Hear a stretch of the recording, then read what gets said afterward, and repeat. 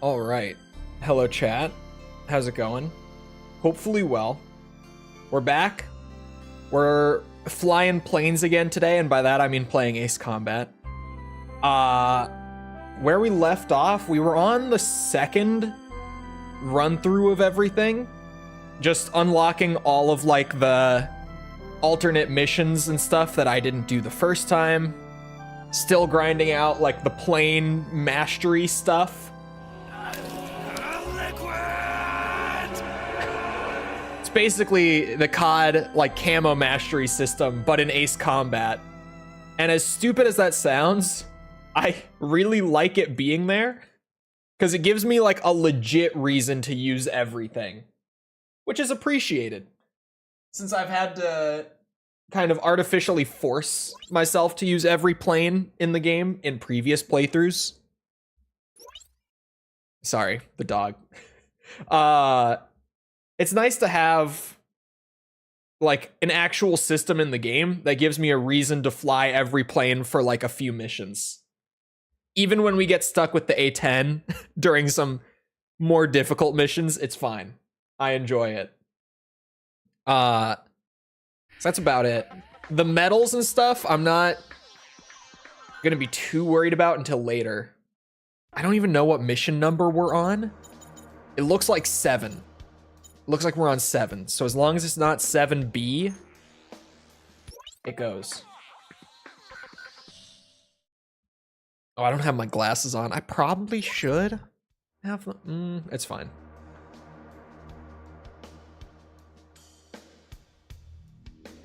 No, it's fine.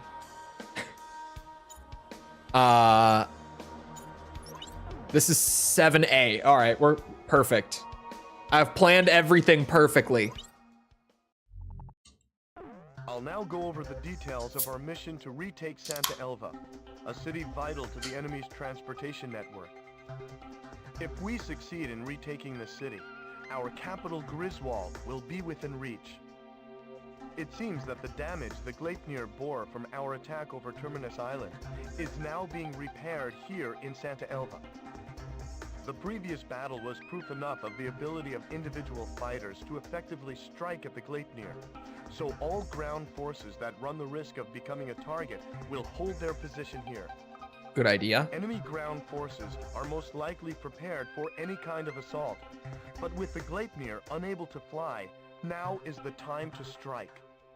Okay. Even the Gleipnir wouldn't risk killing their own troops stationed at the base by firing the short-range cannon. It looks like there's no escape for them this time, sir. There's no escape for them.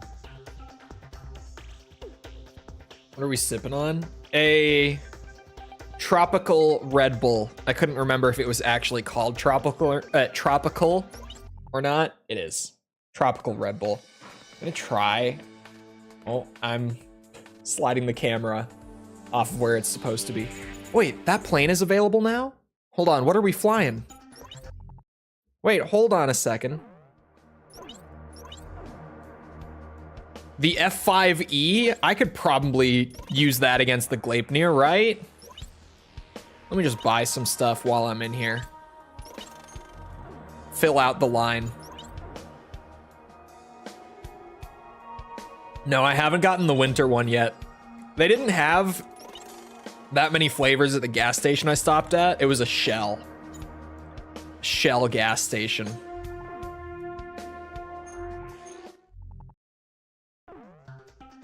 Warzone was added today. Yeah, I planned my morning out. I got up early this morning. How dumb does this sound to people who don't enjoy Call of Duty? I planned out my morning, got up earlier than usual, and I planned it so that right as it came out, I could play Warzone with the boys, because they were all planning on playing it right as it came out. Even just by coincidence, not because of this. Just by coincidence, our buddy who travels every week for work got this week off. He didn't have to travel this week. So we hopped on and played a little bit. Bro, that Warzone mastery camo, I want it so bad, but I'm so ass at Warzone Like, I'm genuinely so terrible at Warzone, but that mastery camo, I think it was called Abyss. Bro, I want it so bad. I'm so terrible at Warzone, but maybe I could learn, or more realistically, just play enough to where the skill-based will kick in and readjust.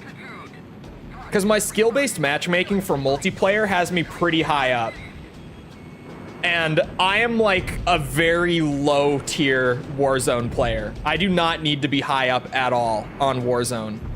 So if I just grind enough Warzone without touching multiplayer, it should readjust and put me in some easier lobbies that I can actually hang in. But yeah, it's been rough already. What are the Warzone challenges like? They're not bad. They're bad if you just play the traditional BR. Like, they'll take a long time. But with things like Resurgence and Plunder, they're actually not that bad. The military camos are just getting 100 elims with every gun. And then I'm trying to think. Like, the first gun I want to do is the GPR in Warzone, just because I picked it up off the ground early. I liked it, so that's what I'm gonna do first, basically. And I'm trying to remember. They were both really easy. Oh, it was like, get 5 kills against enemies who have recently damaged you. Oh, there goes the dog. She's leaving. And get 5 kills shortly after sprinting, I think it was. 100 elims with launchers, actually true. AC3 is winning for once. AC3 has won a couple times. Not a lot, though. But this isn't the first time. And then the gold, the gold was getting kills while you are the most wanted, which is the contract that like marks you for other teams and puts a bounty on you. It's like getting a few kills while there's a bounty on you and other teams are like coming after you is the gold challenge. So it's not that bad. It's just, I'm terrible at Warzone. But honestly, the Warzone camo is probably the best of the 3. For the mastery camos this year, that's probably the winner, in my opinion. It's so good.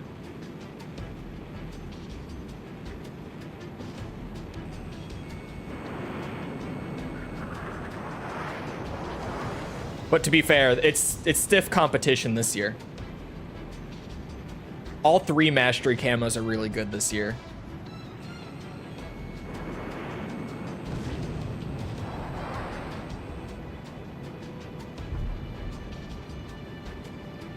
Honestly, this F5 is not bad.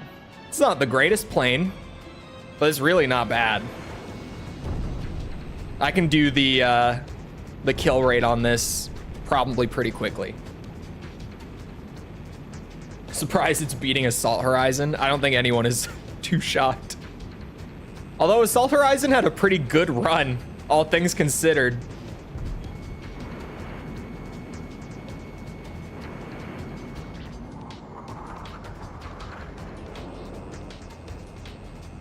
Oh, come on. I had a bad feeling. The Warzone camo could include the sloppiest of top while permanently with it equipped, and I still wouldn't think once about getting it.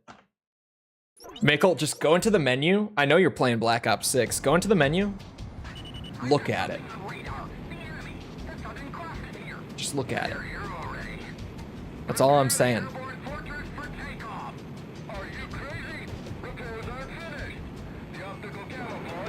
Suddenly, grinding them out in Plunder doesn't sound so bad. Forget we're on Ace, and I'm still using like the low tier planes. This is one of the better ones out of the low tiers, though, genuinely. Compared to like the F1 and the A10 that we were flying the other day. Oh, he's like, yeah, those were never gonna hit, ever.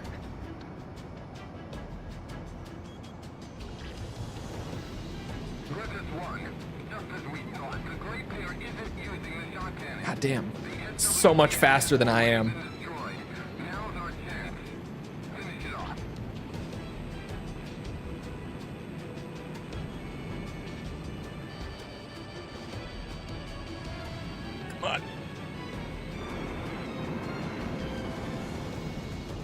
Are you shitting me? In 5 and 0, that would have hit. He would be dead.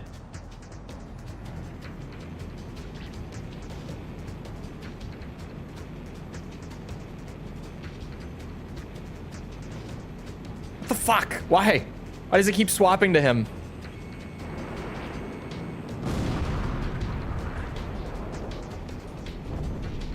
On the really late unlock LMG before I hit Prestige, you could just perma unlock it. You don't need to cram it all in.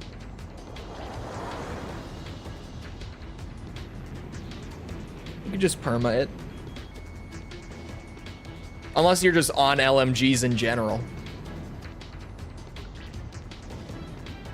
Come on.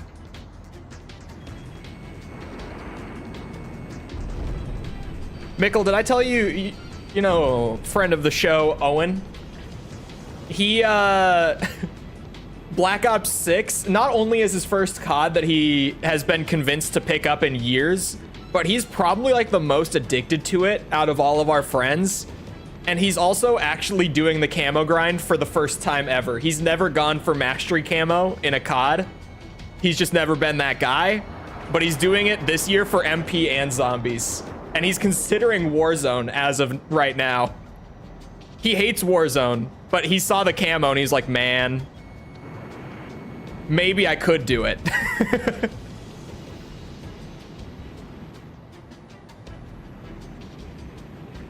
And the battle pass. Man, everyone's talking about, what's it? Like, don't perma unlock any guns because you'll be able to buy blueprints and stuff and perma unlock them that way. First of all, I'm not gonna buy blueprints. It's me, Mr. No microtransactions ever. And also, I'm gonna hit Master Prestige anyway. So I'm not that worried about what I perma unlock. Long term, it's not gonna matter.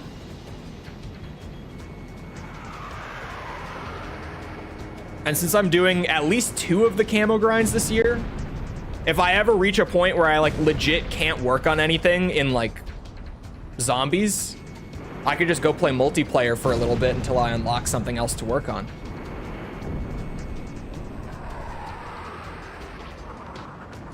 Everyone's getting so sweaty about the camo grind in this game when like the camo grind is so casual in this game.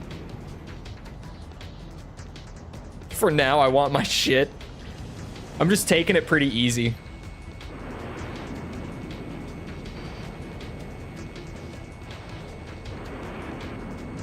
Oh God.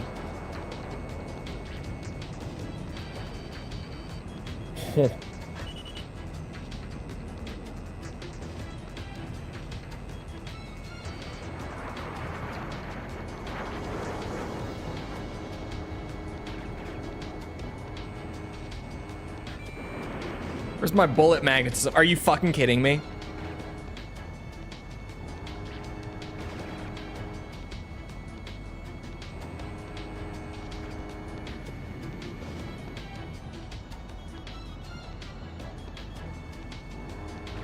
There. I had to work so hard for that. It was one thing you would have in the game.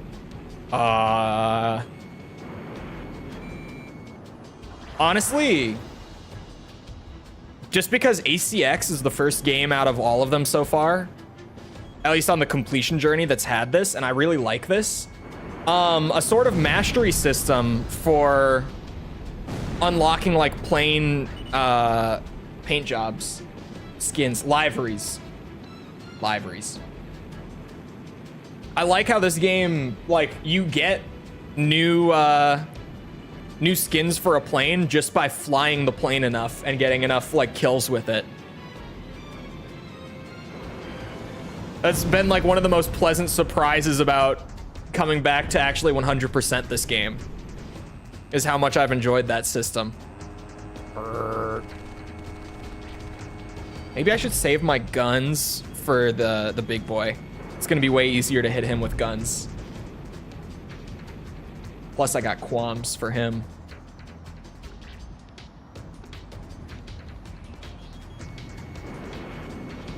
Have enemies scale to your upgrades? Honestly, enemies, what's it? scaling with your upgrades and maybe even like what plane you're using could be kind of cool. Like a sort of pseudo adaptive difficulty system, but instead of like based on your performance in game, it's based on what equipment you're using. I feel like that could actually work pretty well in Ace Combat.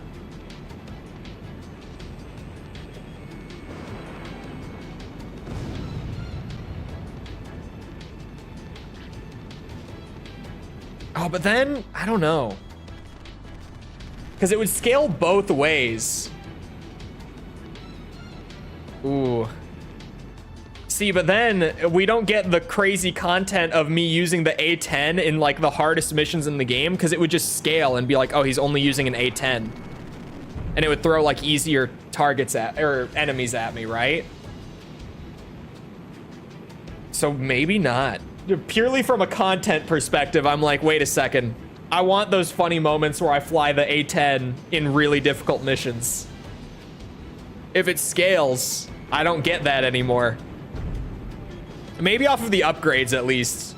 Maybe not so much off of the plane.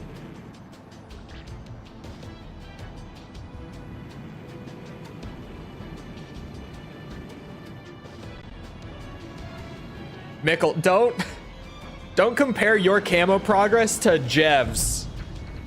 The guy literally is camo grinding like as a full-time job right now.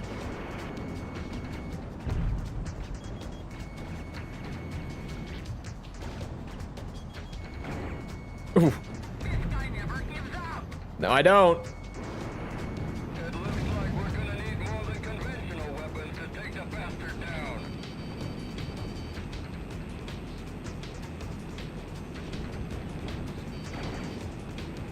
Oh my god. Griffith one down. Do you read me, Griffith one?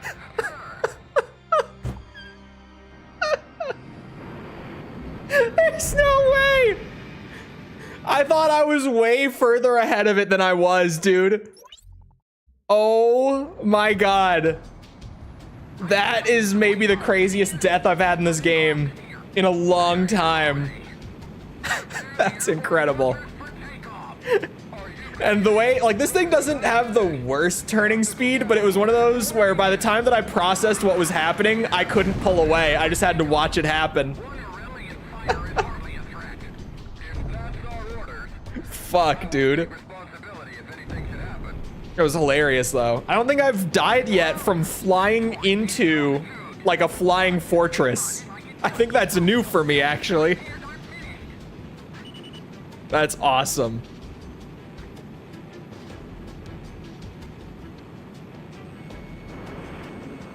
When I'm waking up at 4 a.m. to head home at 2 or 3 p.m. and he's just sitting grinding camos a sizable amount of that time. Yeah, he...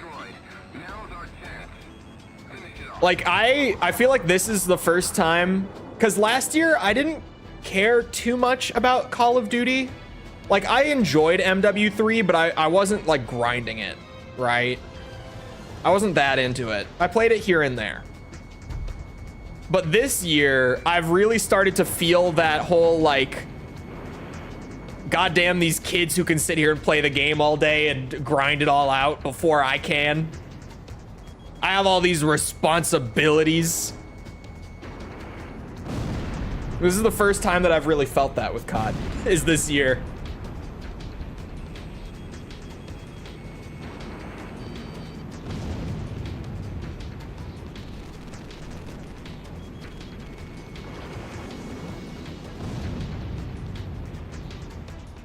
Come on, make the turn. I mean, even some of my buddies who, like one of our friends just has a job that does not have him working that many hours, like in a week. And he's absolutely hooked to the point where he's so much further ahead than the rest of us. And I feel that way with him. Like, God damn you, I can't put in the time you can. Unless I literally just made myself a COD channel. I can't do that. And even then, I wouldn't be able to, because I'd have to do the videos and shit. I wouldn't be able to just grind all day. Bullshit. What's this hand I've been dealt in life that I can't get my BO6 mastery camos within a month of the game's release? What is this?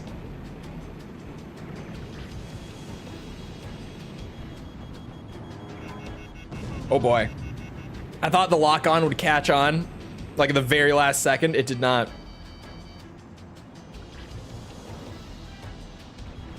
I genuinely start tweaking at work because I can't be home playing zombies. Bro, I start tweaking at my desk a little bit where I'm like, man, I really wish that I did not have so much editing to do today so that I could just play some more Call of Duty. I'm kind of hooked. I'm kind of like actually addicted. He's no life in COD. No, he works like 30 hours a week, but that's like the least that anyone in our friend group works. So he just is able to put in like an extra 10 or so hours compared to most of us in the friend group a week, right? So he's quite a bit further ahead at this point, especially with like the camo grind, which basically all of us are doing. Like only one of us this year isn't planning on getting the mastery camo. You know, him being like 20 some hours ahead of the rest of us, depending on who it is, he's more than 20 hours ahead of me for sure. But that's just me and my ridiculous work hours. He's way ahead. He's so far ahead. Oh, come on. There we go. Just keep spawning more.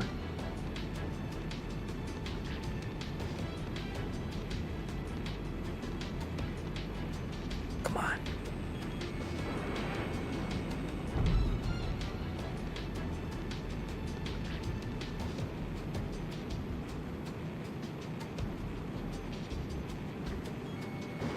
Boosh. I'm about to go back to the 12-hour work days so I can get my job out of the way within 3 days. Mikkel's gonna go back on 12-hour days just so that for the other 4 days of the week he can grind mastery camos. Call of Duty is so back.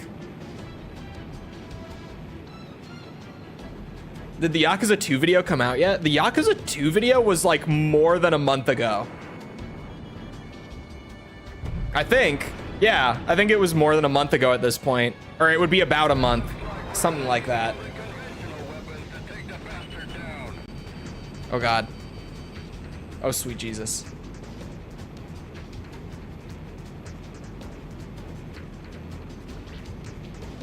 Glad I'm not working there anymore. Mandatory overtime again? I heard that the post office... Oh, wow. Okay. Okay. I didn't see it coming. I heard the post office is having like a huge staff shortage problem. Is that why?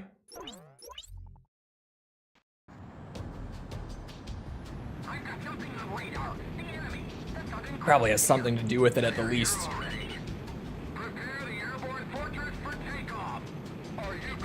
But I heard that they're just struggling to even find people to work at the post office right now. Oh.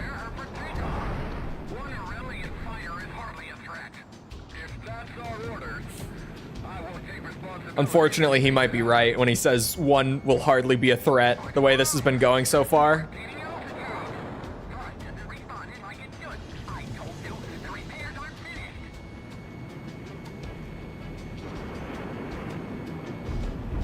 There we go.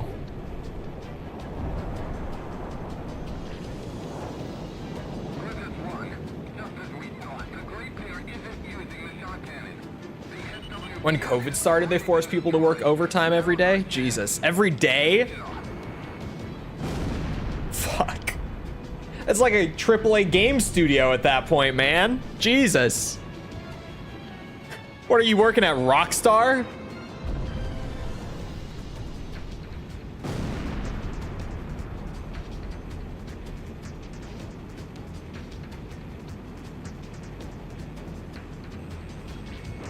I actually just saw that, okay, so I haven't really talked about it much, but now there's good stuff to talk about with it. There were some whispers going around for a bit that GTA 6 was going to get delayed beyond 2025. But Take-Two, like, just a couple days ago, like, doubled down. They said, nope, fall 2025, it's coming out. And Take-Two also, a couple weeks ago, issued a mandatory return to office mandate for all of their developers. Because pretty much since COVID, game dev has been like half in office, half online. Because game dev is very doable online. Like very doable. So that's one of those industries that is just kind of stuck with like a lot of remote work. But they just put out a mandate for the studio making GTA 6. Because obviously there's a ton of Rockstar like subdivisions and stuff.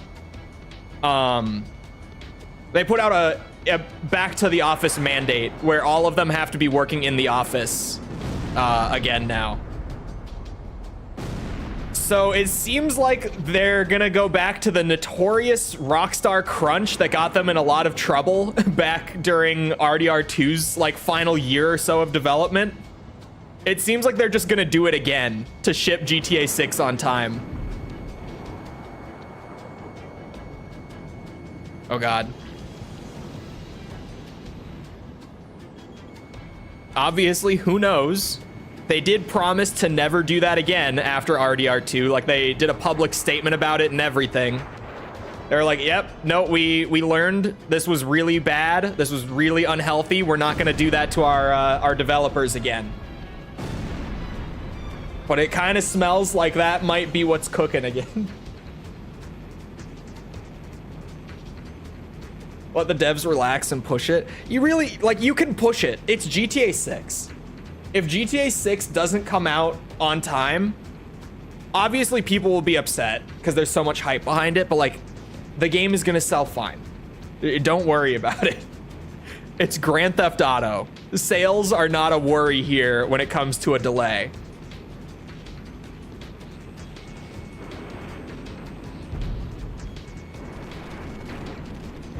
They could definitely push it. I don't think they want to.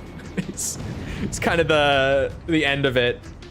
Rockstar really doesn't like to delay their games. They would way rather do insane crunch than delay it. Or I guess I should say Rockstar executives. Because obviously, I'm sure a lot of the developers do not feel the same way. No one wants to be doing like 60-hour weeks in AAA game dev. It's not healthy. That job is so exhausting. Like at 40 hours a week.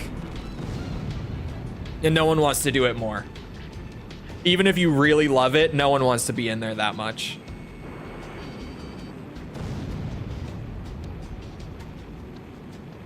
It's just so exhausting because especially if you're like a programmer, oh my God, or a designer, just if one of your duties is to fix bugs, it's so exhausting. That was easily my least favorite part, was bug fixing. Worst part of being a designer is that that's part of your job as well. Because like once the core design is done and everything's coming together, you then just go on as essentially like an additional programmer in most studios and help out with like bug fixing and stuff. And dude, nothing fries, at least my brain personally, more than bug fixing. Holy shit, it's so not fun. It's just repeatedly looking at code and being like, this is perfect. Why does this not work? There's no reason this shouldn't work. And then just slamming your head on your desk all day trying to figure it out. Awful. Bug fixing is so not fun in game dev, man. Especially because a lot of the time you're not looking at your own stuff. right? You're looking at someone else's code, and with that, a lot of the time you have to go and ask them, like, why is it written like this? How does this work? And then you try to figure it out. Not a fun position to be in. Ooh, I'm at 95%. I'm gonna die. These guns are gonna kill me.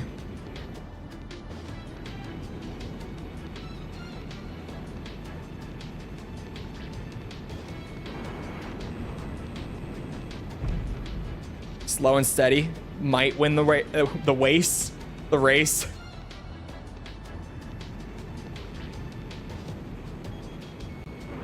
Please. Oh my god, that worked. Holy shit.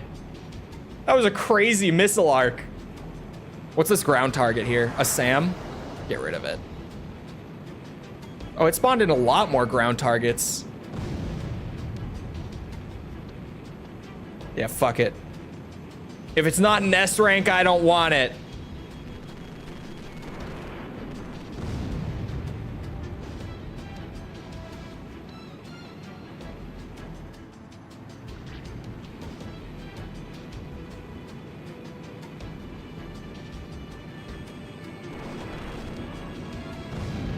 Oh my god.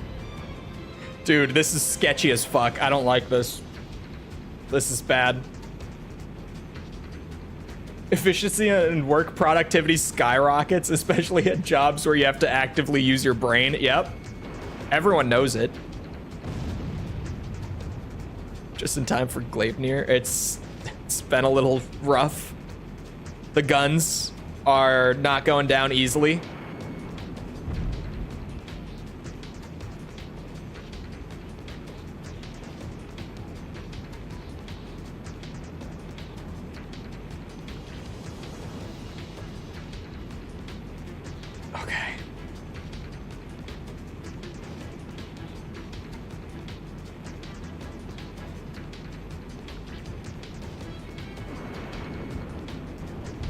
Oh, why a miss?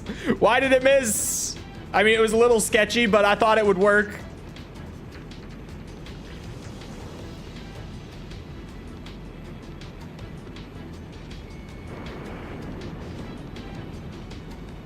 Why did that miss?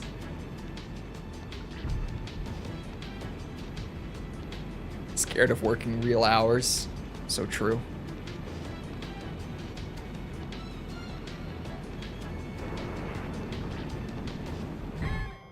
Oh, fuck.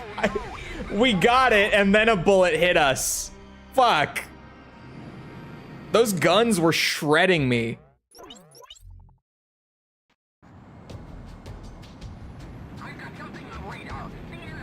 Back in my day, we worked 50,000 hours for a bottle of milk. Maybe a potato if we're lucky.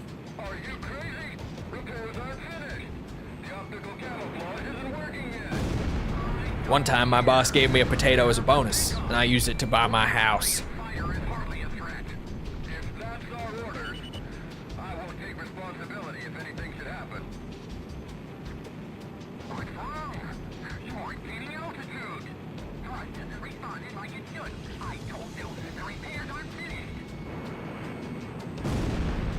Okay, and this is a pretty good start with the other planes. Walked up and down 8 hills to get to school. Yes. This is one.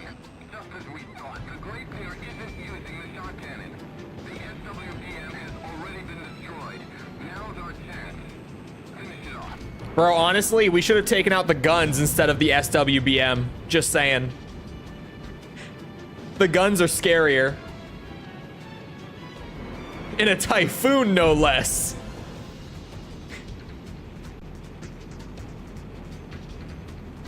I worked a whole week to afford my 5-story mansion. Ugh.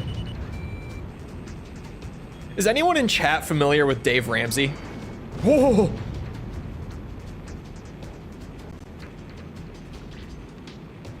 Totally unrelated, for sure.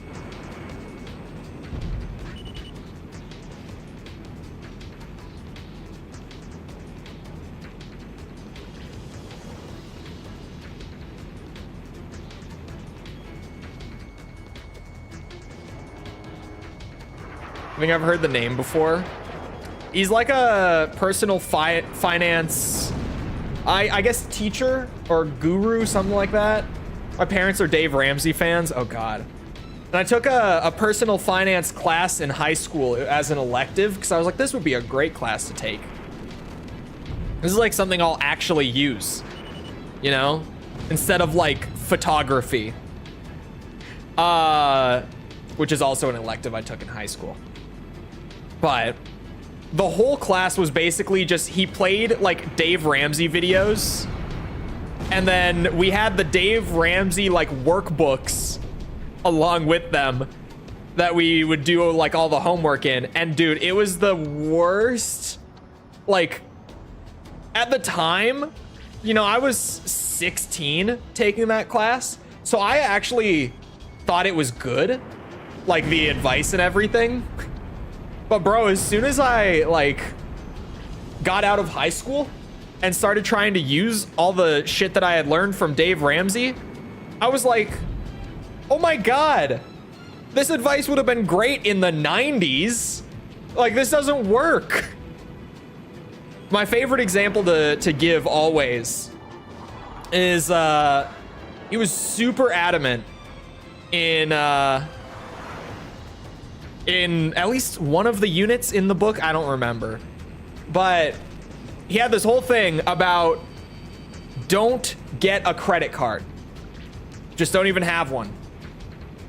Because if you have the credit card, it's too easy to build debt with it. So just don't even do that. Don't let that temptation into your life. Just don't even get a credit card. Don't do it. And then, you know, again, I get out of high school and I need to like rent an apartment. So I'm like applying. I have no credit because I didn't get a credit card. Because why would I have? It builds debt. And it doesn't work. I've talked about how awful my first apartment in Florida was. It's because it's the only thing I could get because I had no credit. No one would take me. Making the payments on time. Yeah, I don't know why that's not his advice. Because you can just get a credit card, use it on some things, and then pay it off, and you have, like, you're building good credit. But his was just, don't get a credit card. Don't do it. And dude, I got the worst fucking apartment ever because I had no credit.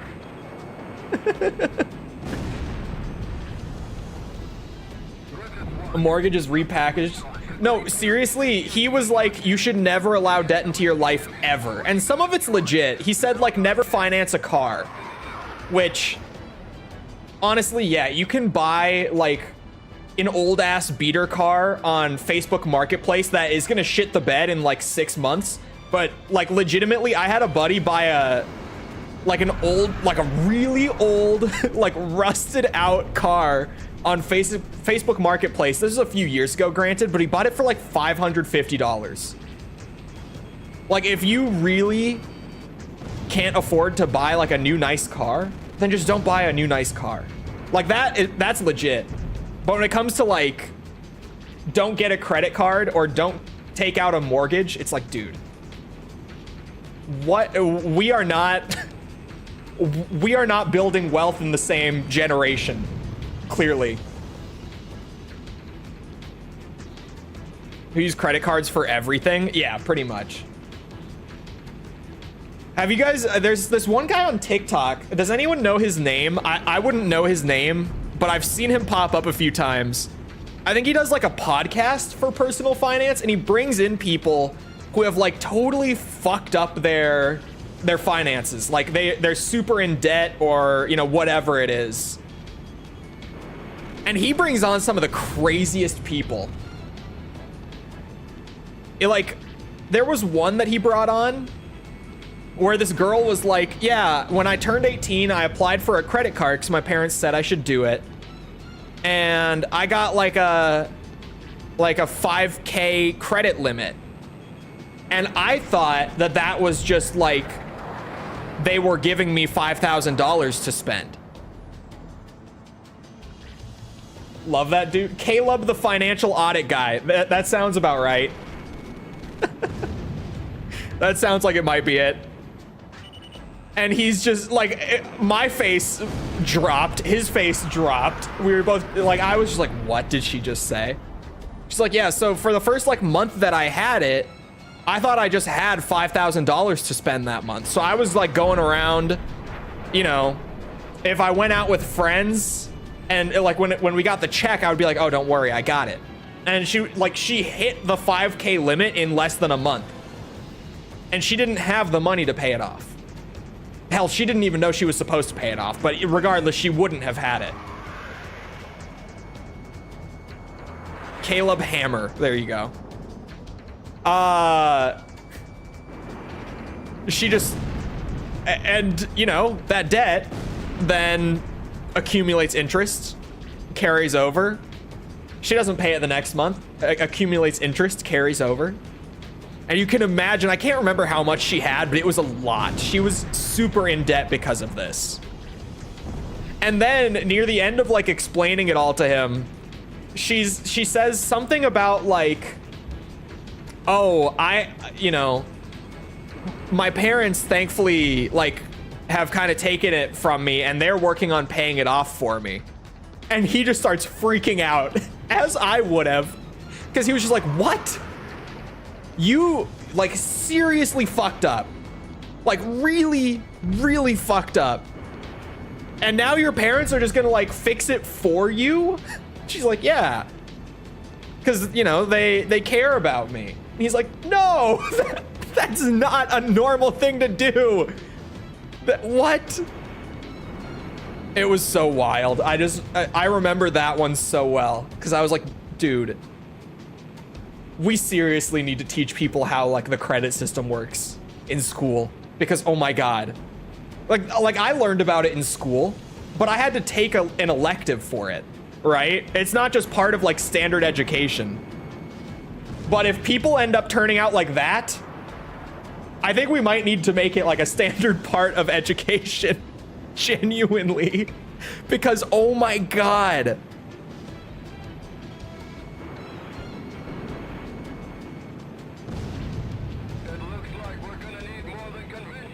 If you live up to the day you need to pay it off. Exactly.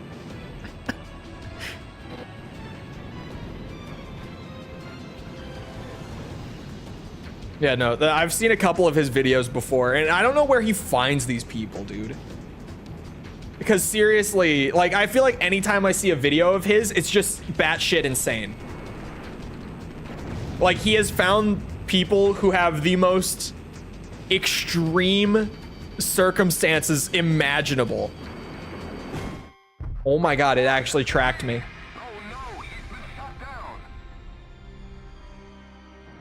These people reach out to him, and then he just roasts the shit out of them. But honestly,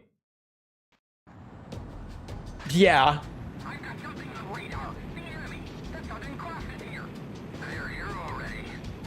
I got a 200 euro one.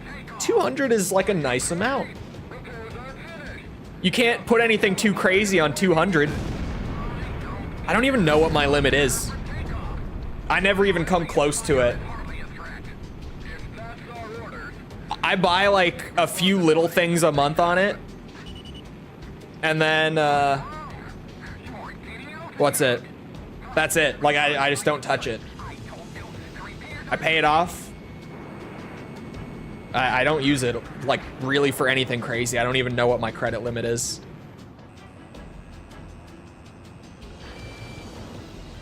Also, holy qualm circle there. It almost got him.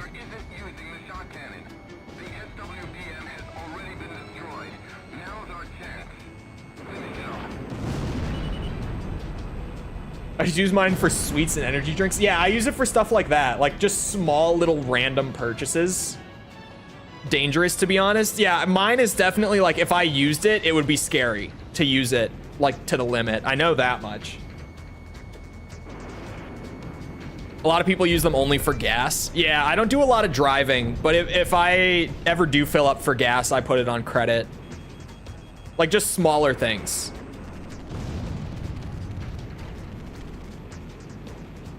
I don't need one. You need one. Get one. At least, I don't know. The UK system might be totally different. It probably is. In the US, you kind of need to have one and get started on it like early. I got fucked because I got terrible advice and didn't start on it early. I don't know the difference between a credit and a debit card. I knew it, but I always forget. Debit, you can only use the money in your debit account. Like, that's it. Credit, you have a limit that you can like spend up to that amount, but then, and it's not coming directly out of your account. It's just, you have like that limit and you're using some of it, but then you have to pay it off before it's due. And if you don't pay it off before it's due, you're gonna have an interest rate. And you know, it's gonna start to become more and more expensive if you don't pay it off on time. Fuck me. Some young people get shafted because they don't have an established credit profile. Yeah, okay. So credit is a scam, yes. But then you also need it to do basic things like buy a car, rent an apartment, anything like that. So it's a scam that you're effectively forced into just by the way that the entire financial system works.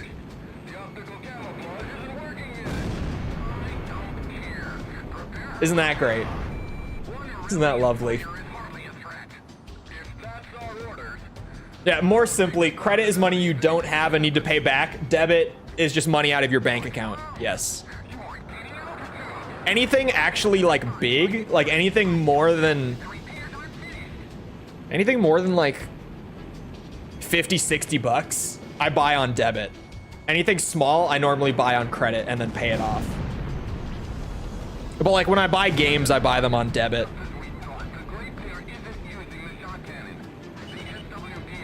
I was trying to think. I was gonna say $100, but then I remembered that I always buy games on debit. I don't put that on credit.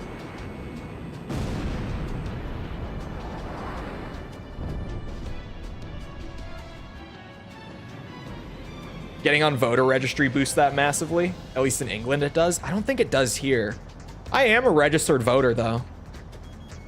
I just don't know if that affects credit at all.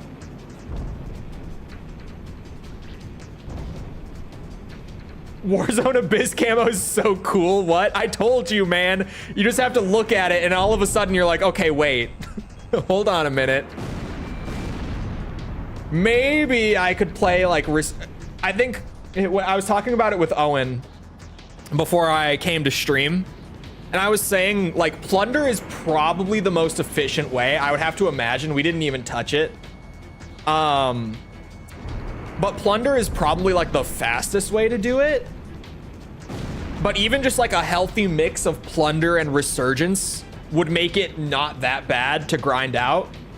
Over time, that is, right? That's so sick. We both agreed also that the only bad Warzone mastery camo is the diamond, which is fucking awful. Whoever made that needs to be fired. That camo is just... Did they not have any better ideas for the diamond camo? Because holy shit. But aside from that, all the Warzone mastery camos are really good. Legitimately.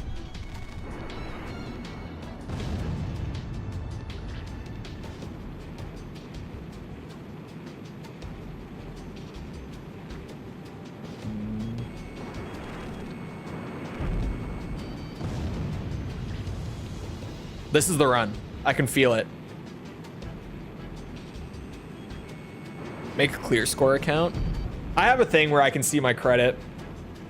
It's pretty all right now. It's not amazing, but it's, I mean, for being 22 years old, it's pretty good, actually.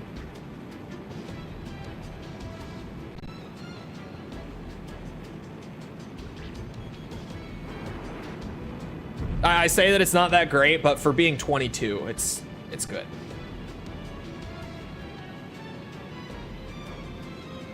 But man, when I moved to Florida and didn't have a credit card at the time and was trying to get a place.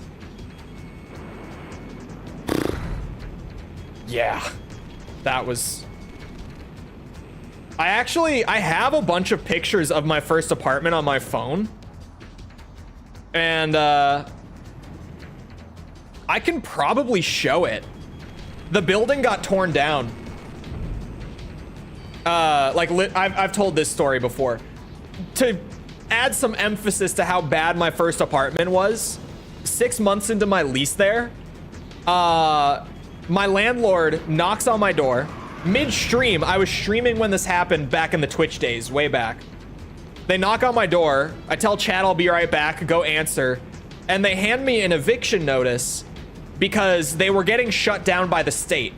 The state did an inspection of the building and deemed it unsafe to live, and they were shutting them down.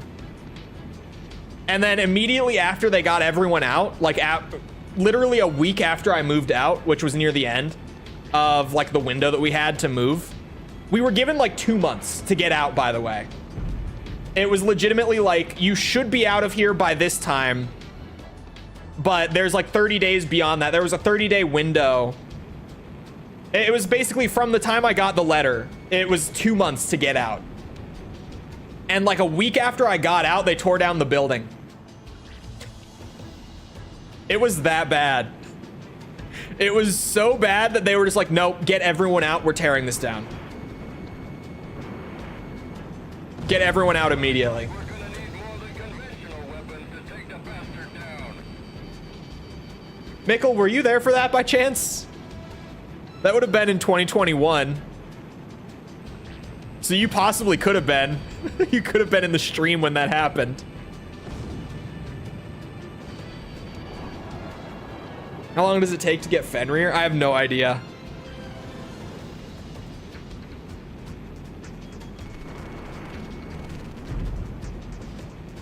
I was there.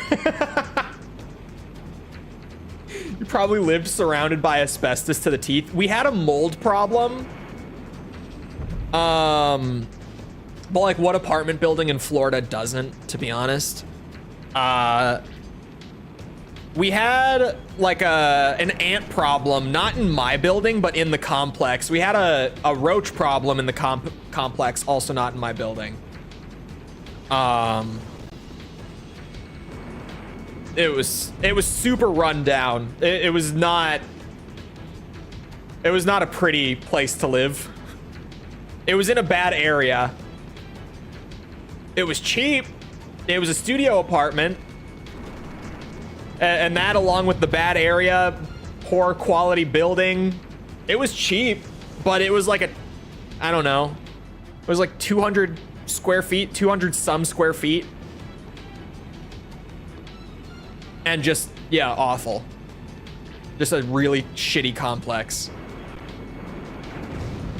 But that's like the only place I could get because of my credit, or lack thereof, at 18 years old.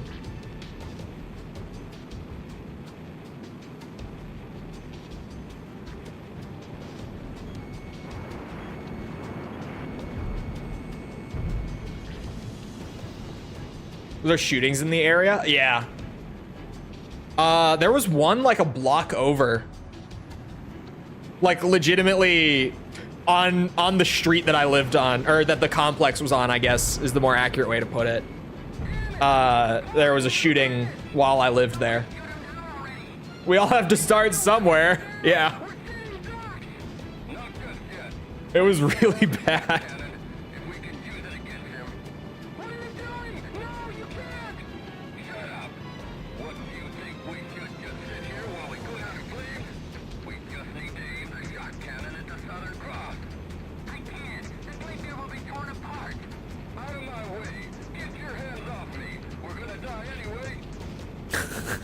We're gonna die anyway.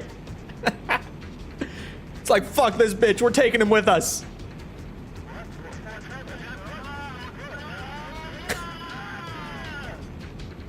What? That mammoth thing has turned completely upside down. They're going to fire the shot cannon? They plan to fire it like that? Crap! Let me at him, Eugene. Uh-oh.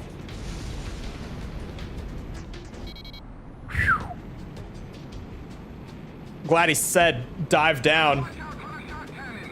If you see it preparing to fire,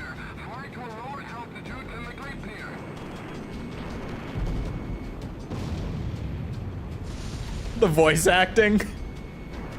Eugene is my favorite.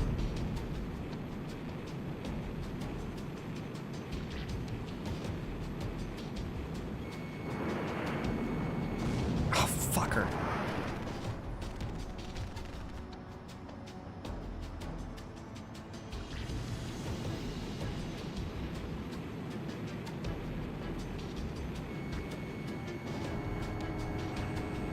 Oh, come on.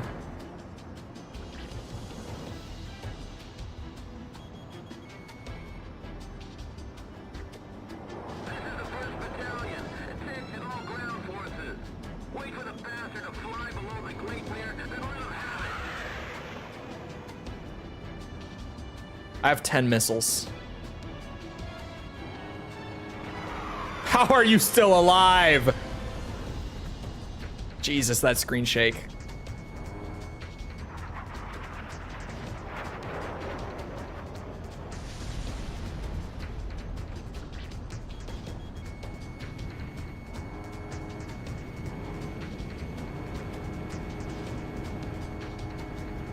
Oh my God.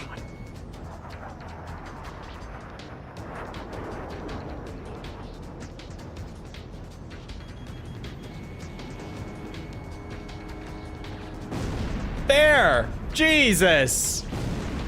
Ooh, parts! Good old, this is the Naiad! Okay, maybe the Naiad is better. I don't know. Eugene became my favorite when they called him Eugene randomly. Like one single time. They just subtitled him as Eugene instead of Crux.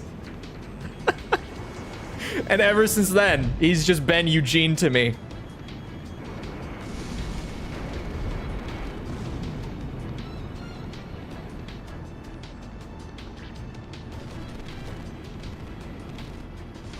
Oh. He just shot. What?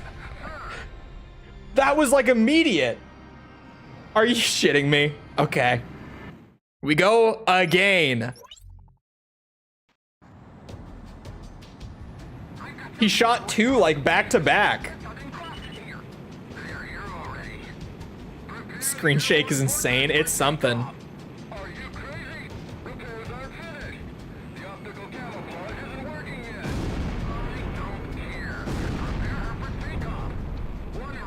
This time, surely.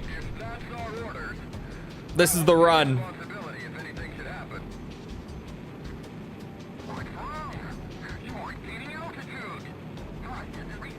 We'll do it while using the least ammo, maybe. It's like a POV of a child breaking its toy. The screen shake is just wild. It's a lot. It's really extreme. Worse than Assault Horizons? Yeah. Assault Horizons is pretty crazy. But I feel like I can still see what's going on with the Assault Horizons screen shake. When the screen shakes here, you just can't see.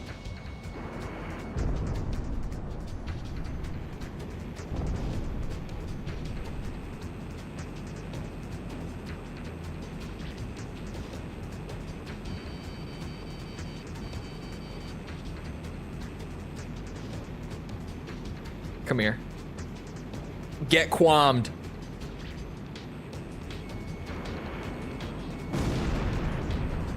Oh, fucker.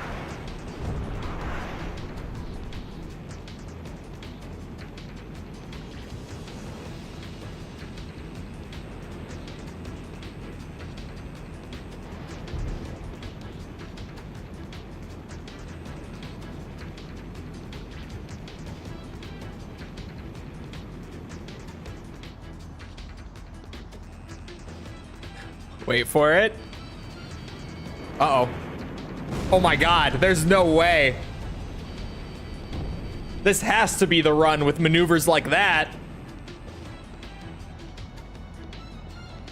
How could it not be?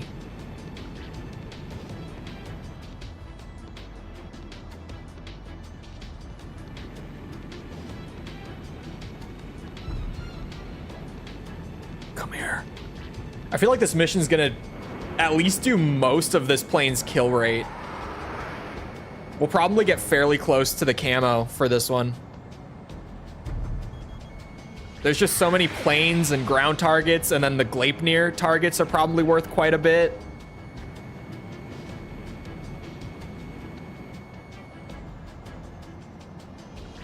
Don't you go through that ground. I know you wanted to. He was about to pull some witchcraft.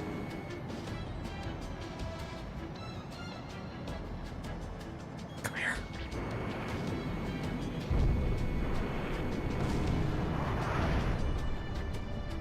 We'll see you around, Bob. Have a good rest of your day. Check this out.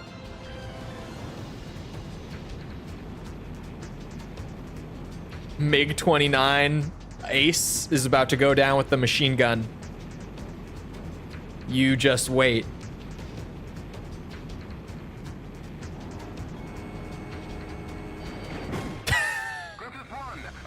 Okay, I should have pulled away. I kind of knew that I should be pulling away. I don't know if you saw me wiggle a little bit. I thought about it. Decided to commit. Committing was the bad idea. Not smart. It was dumb. You guys know what's actually kind of great about the weird PSP control scheme? For me, personally, I already have that weird-ass double claw grip on the controller that I just always gravitate towards. So doing all of the... What's it? Yaw? It's yaw, right? Yeah. Doing the yaw with the D-pad is no problem. I can have a finger on the thumbstick and on the D-pad at the same time. It's a bit of an adjustment, but I hold my controller like a freak, so I can make it work. That was a bad shot. I thought maybe it would circle around and do some crazy shit. I shouldn't have shot there.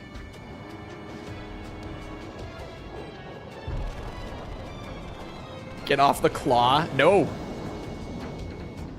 The claw is where it's at. Man plays Tekken. Did I show that, like, on Tekken, legitimately, I use the claw grip there to do, like, inputs that are more than 2 buttons at a time, or more than 1 button at a time, even. Like, if I have to do a 1+2 input or something, or like a 2+3, I'm doing the claw grip for that always. Man, I haven't played Tekken in a minute, which is a shame. Heihachi's been out. But I'm so hooked on Black Ops 6 right now. And before that, I was really hooked on Sparking Zero for like almost a month.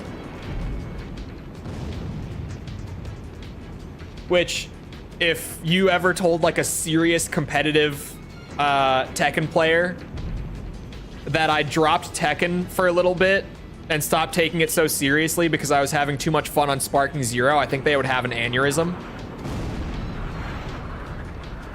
But it's fine, because I was having a lot of fun playing Sparking Zero.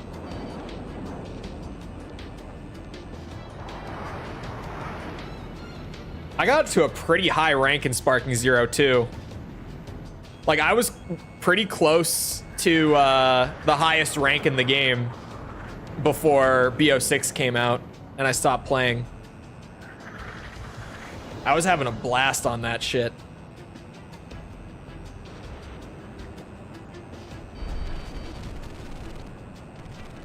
Come on, man. What are we doing these circles for? What are we doing?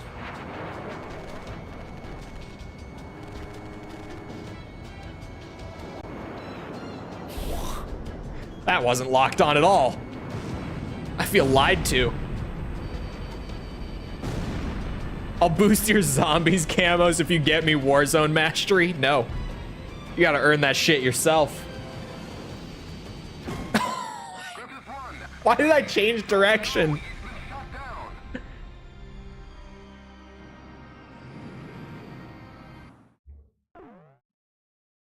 Stop playing Metaphor in favor of Veilguard? Really? I feel like Metaphor is one of the strongest Game of the Year contenders right now. Legitimately, I think it's like a top 3 contender.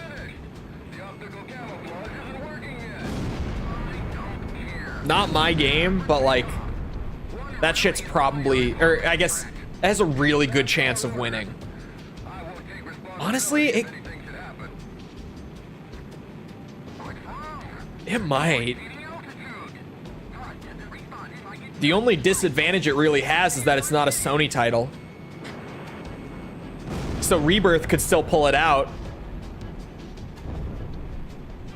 For sure. Omni movement in Warzone got me schmoving like P. Diddy on a wet surface. It's crazy. Actually, the first kill I got on Warzone this morning after the integration update went through was on a guy named P. Diddy. So he's there. He's playing Warzone right now.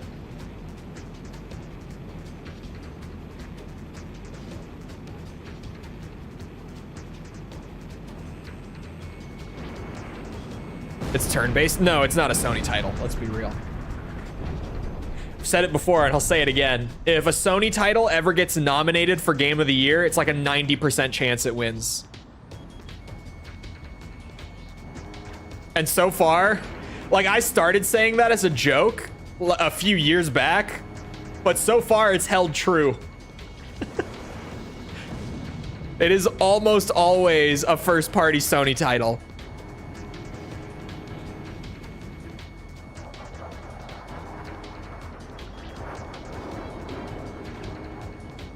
I guess the only time, like last year, Spider-Man 2 didn't win. Well, last year was an exception all around because Baldur's Gate happened. And just very few people could look at Baldur's Gate and act like it didn't deserve it. It was just one of those games that everyone saw it and was like, yep, that's Game of the Year.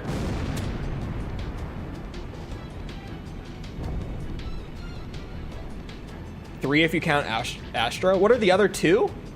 Rebirth and... what else? Just Rebirth and Astrobot, right?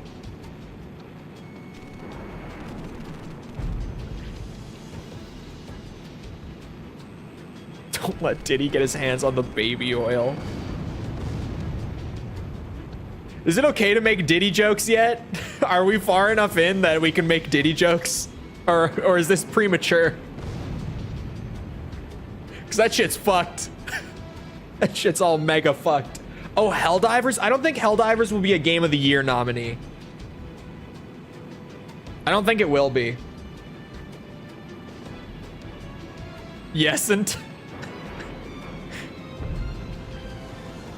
Tekken 8 could get nominated. I had a lineup prediction. My crazy, like, you know how you always have to throw out one kinda out there prediction every year for the nominees? My crazy nominee prediction this year is the new Prince of Persia game. I'm so upset.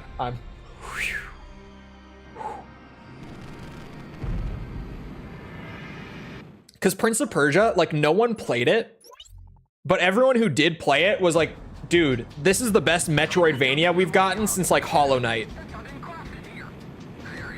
I need to play it because I hear it's amazing and just sold poorly, unfortunately. But everyone I know who's played it, it just only has like the most positive things to say about it.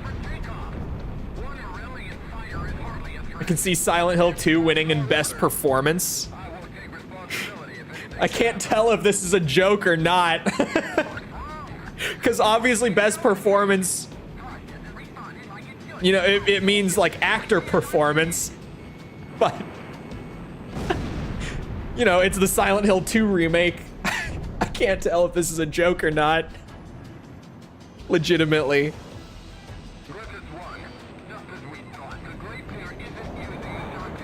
can't remember what my whole lineup was in acting. Yeah, okay, not a joke.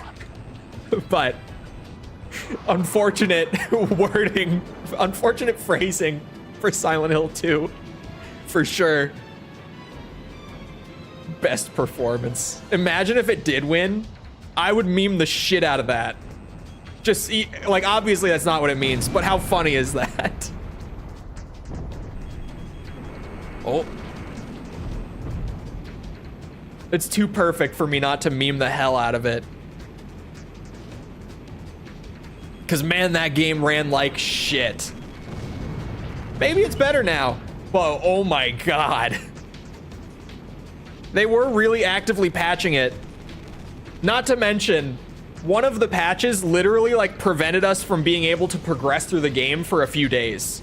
Because we had to wait for them to hotfix it. If you weren't there, one of the like performance patches that they put out also caused a game-breaking bug where you literally couldn't get past this one puzzle. Like, if you did the thing right, the game just wouldn't progress. There was no way to get past it for a few days. And of course, like, I reached that exact point in the game right as that patch went out. So we had to wait for a few days before I could even stream it again. I was trying to, like, get through it pretty quick on stream, but I had to just wait and not play it for a few days because I literally couldn't progress any further. And then as soon as the patch came out, boom, we were cooking again. But it was just a rough few days. This guy's gonna shoot right past me. Oh, I hit one. Fuck it, just get rid of him. It isn't a bloober game without tech issues. Honestly, you're not wrong. The game looks good. Silksong could win though. For sure. Silksong could be game of the year. I mean, we could still... They do a most anticipated category every year. It could win that. But maybe they won't nominate it since it's not a real game. Think about it. Would you want to nominate a game that doesn't exist? I wouldn't either. Uh-oh. Fuck, man! God damn it!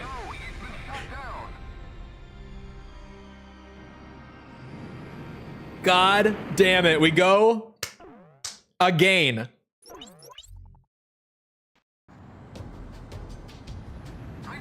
All it takes is one missile, and man, this mission has a lot of opportunities for me to get screwed by a missile. This is brutal.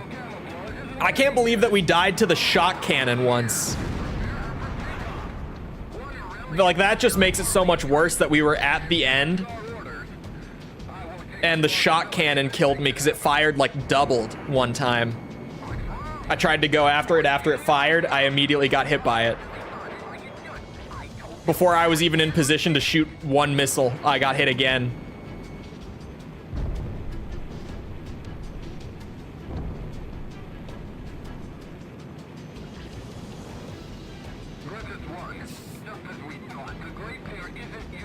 Can't be too much longer, surely.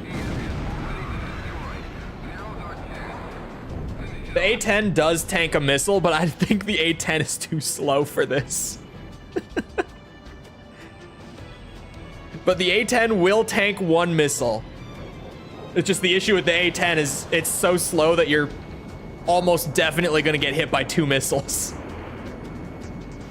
Oh, come on, man.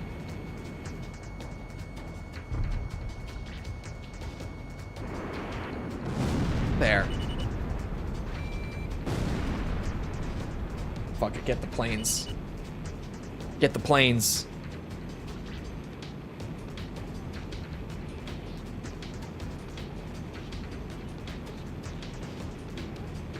Do you know how happy I would be if Tekken actually got nominated for Game of the Year?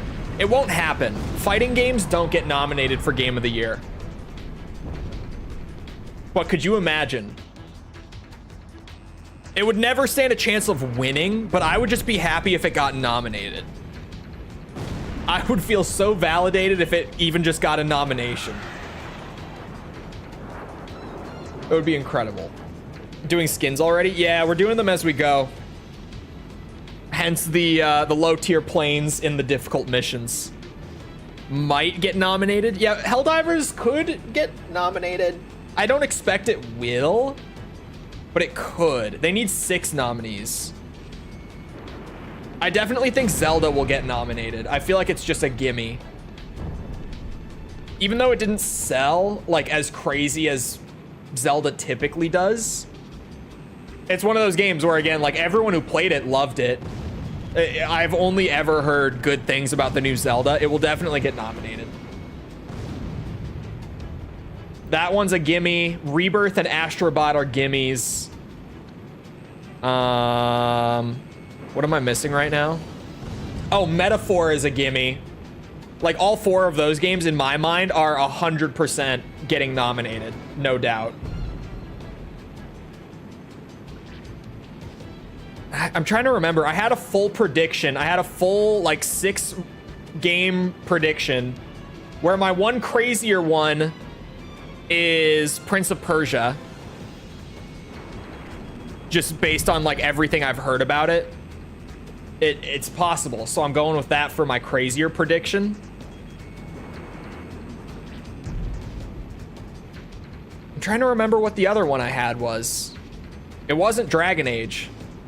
I was not predicting a Dragon Age nominee. Or a Helldivers.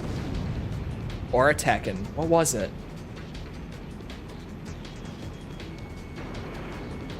Oh, it was Black Myth. Yeah, it was. That was my other one. Wukong will definitely get nominated in my mind. I keep forgetting about Wukong. Like every single time this game comes up, I'm like, oh yeah, that came out. Every time, man. Yeah, for sure that'll get nominated in my brain at least. If I'm being realistic, Dragon Age is probably more realistic for a nomination than Prince of Persia. I want to have like a crazy out there prediction. Something that like if it does happen and no one's expecting it, I can be like, see, told you. I called it. I knew it. Some random journalist said the dev is sexist. It wasn't a random journalist. That was an ongoing issue with Wukong. Like for a long time before this year too. I remember hearing about it a while ago. It really blew up this year because the game came out. But yeah, they've had some of those issues.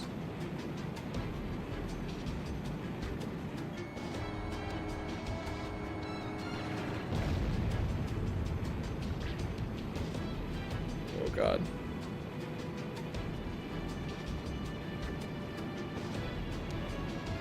How do I approach this one? This is the real dangerous bit. The guns in the second phase will shred me. So we just gotta be real careful. Which I am not doing right now. But I got one of the guns. I don't care if I miss the SAM. I got a gun. And that's what I'm worried about.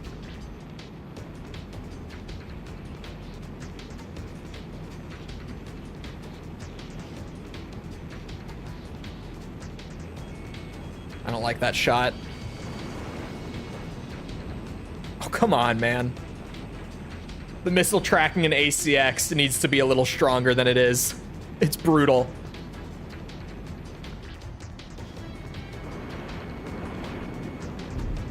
How did that miss?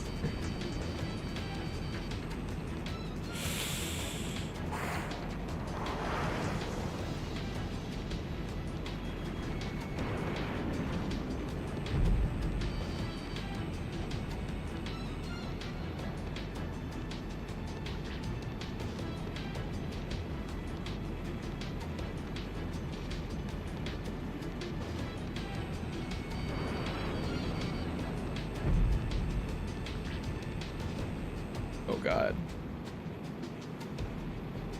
Forgot Black Myth came out. See, it's not just me. I'm not crazy. It feels like a game that was like huge right when it came out. And then I just stopped hearing about it. So I keep forgetting that it came out. Like everyone played it. And then it was silence.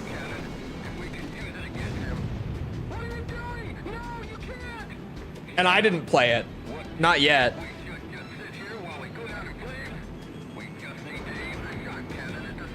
It does look fun.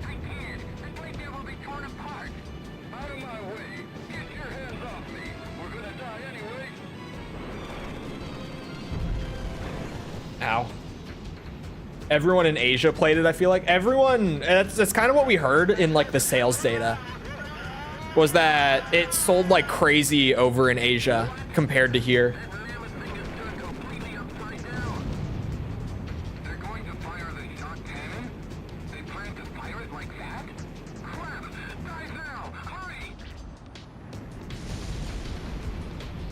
Thank God.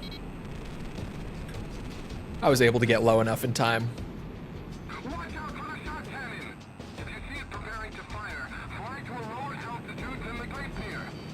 I'm gonna have to watch my radar super closely during this bit, because apparently that thing can fire like twice in a row. Oh my God, I can't see. Holy shit. That screen shake though.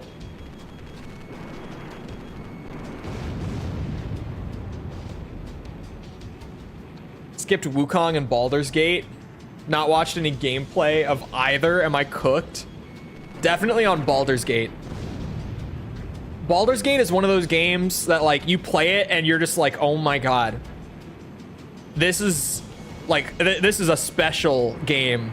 We almost never get games like this. Bro, I'm actually gonna run out of ammo.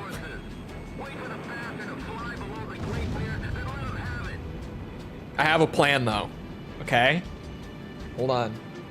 You just wait, when they nominate the Horizon remake, bro, if they do, I am never going to shut up about the Sony bias at the Game Awards. If they actually, if it gets like any awards for anything, legitimately, I'm gonna lose it.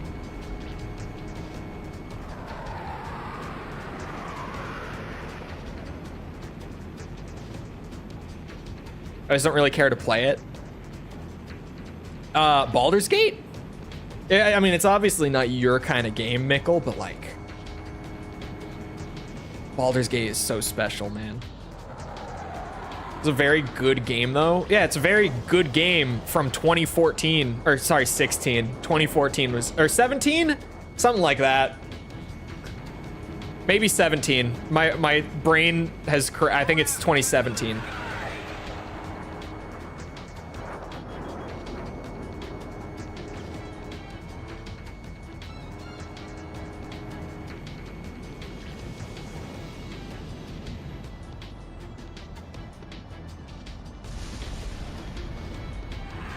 High up. Okay. Oof.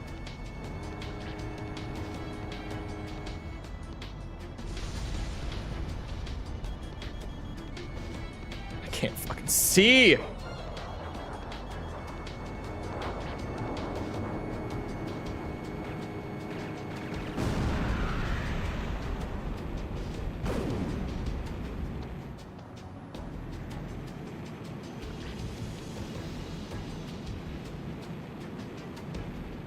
Enjoyed Horizon though? Yeah, but it's just a remaster.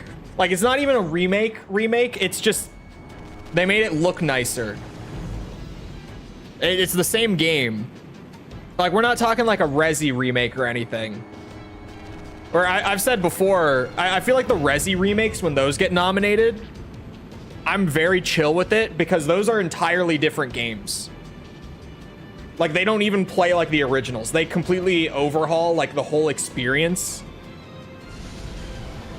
Like those, I get it. It's technically a remake. They didn't just upscale. Oh fuck, it's firing again.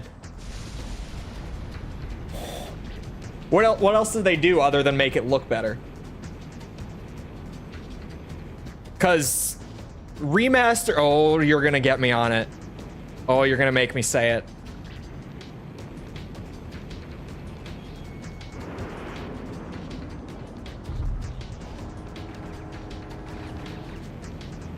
A remaster traditionally is more than just an upscaled re-release. Like, even if they did new models and stuff, animations, that's still a remaster.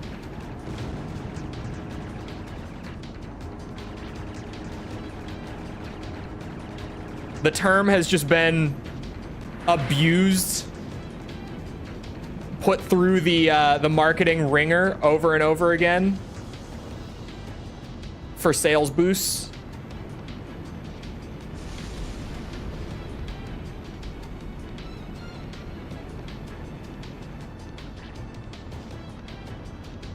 Check our bingo square off. Say it. I did. I did. Didn't they rework the graphics engine? They pulled over Zero Dawn and put it in the new engine and like touched up some models and stuff.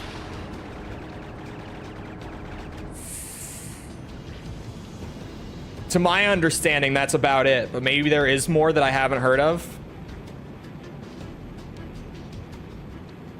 But like, if you want the, I always bring this up, COD example incoming, but it's really the best example that I can think of off the top of my head every time when talking about like what a remaster ought to be.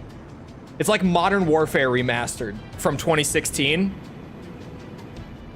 They pulled it over to a totally different engine. Every model, texture, animation was redone, but the core game was the same. Check out the Digital Foundry review. They did quite a bit. It plays differently?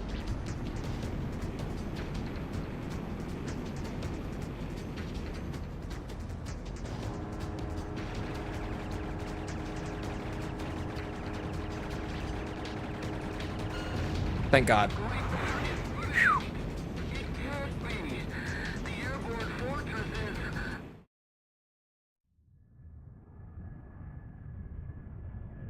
I think it plays the same. Then it's a remaster for me. Doesn't play differently. Okay. They did mocap for a bunch of the dialogue. Oh, that's sweet. 2 hours later. Hey, an hour and 20 minutes. Okay. Okay.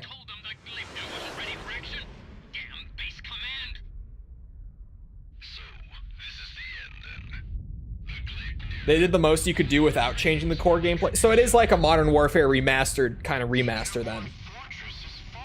Where like they kind of touched up everything, but left the experience the same outside of that.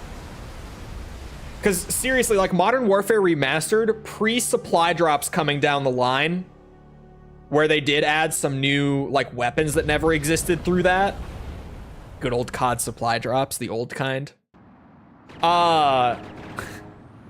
Before they did that, for like the first 6 months of that game being out, it was literally just playing Call of Duty 4, but it looked better.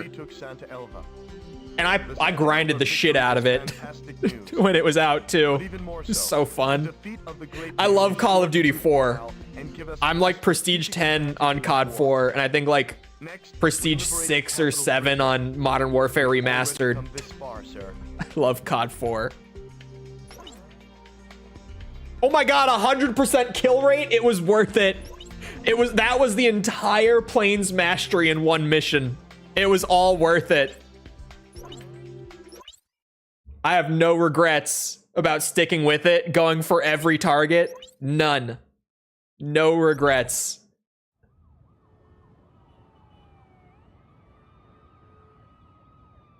Unthinkable. The chatter of the nightly parties fell into silence. In place of the sumptuous banquet, weapons to protect the capital were rolled in. Griswold is in turmoil over the shocking news, but who would have thought that underneath the chaos lay an even greater story?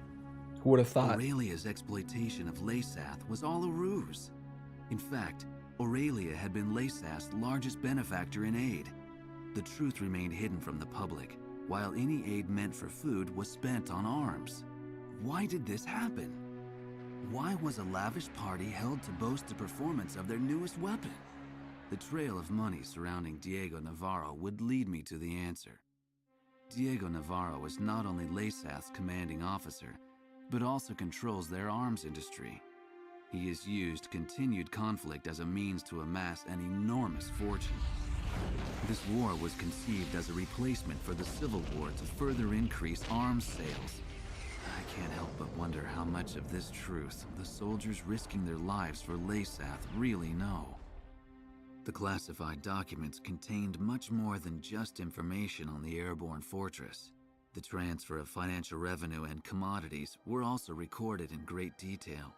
What does all of this have to do with Laysath's commanding officer, Diego Navarro? Even after all that's happened, why does he still seem so naturally at ease? I've unwittingly found myself fearing for the safety of the Southern Cross. I'll be fine. Don't even worry about it. I haven't been lazy in terms of work done, just lack new ideas. Yeah, it's like the Last of Us remake, where it's like they did quite a bit, but like, Sir, please choose a route. I just didn't want to buy The Last of Us for the third time. First, remnant enemy soldiers are And then it came out to PC. I did buy it a third time. On Santa Elva. And that was the worst Last of Us experience I've ever had. I guess we're not The much PC different version in size or strength. was lazy, but the original remake for the PS5 was not. They did a lot for that. The PC port was incredibly lazy though, and a total shit show. Currently busy preparing to send reinforcements to the Kalana Steppes. This might be the perfect Foreshadowing, time to catch them off foreshadowing guard. indeed. It appears that Laysath forces are shipping supplies to a large-scale manufacturing. I'm gonna need to go check the plant in free mission Montebriz. again. It seems that they're manufacturing something, but there is a large radar facility close by on Mount Nevera. The Nevera jammer is located there, and we're unable to monitor their movements. The jamming extends as far as Griswold, so we need to do something about it. Okay. Although we really need to find out what's going on at Montebriz as well. Our capital is not far ahead. However, Griswold is heavily fortified and protected by the Mesem cannon. Fierce resistance is expected, but we must pull together and take back Griswold.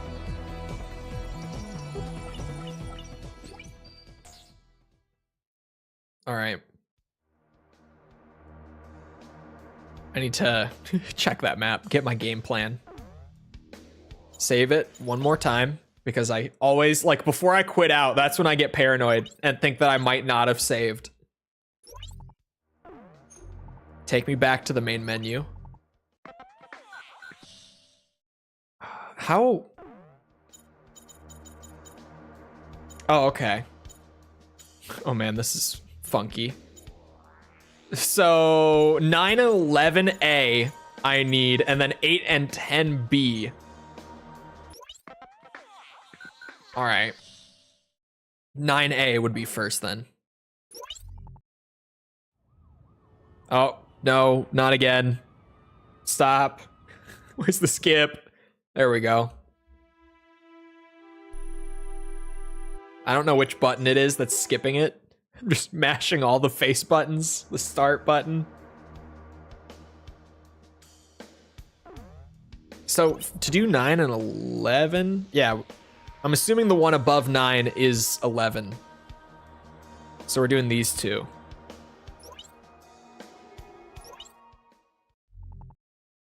We are planning a surprise attack to recapture our country's largest airbase, the Sachana Airbase.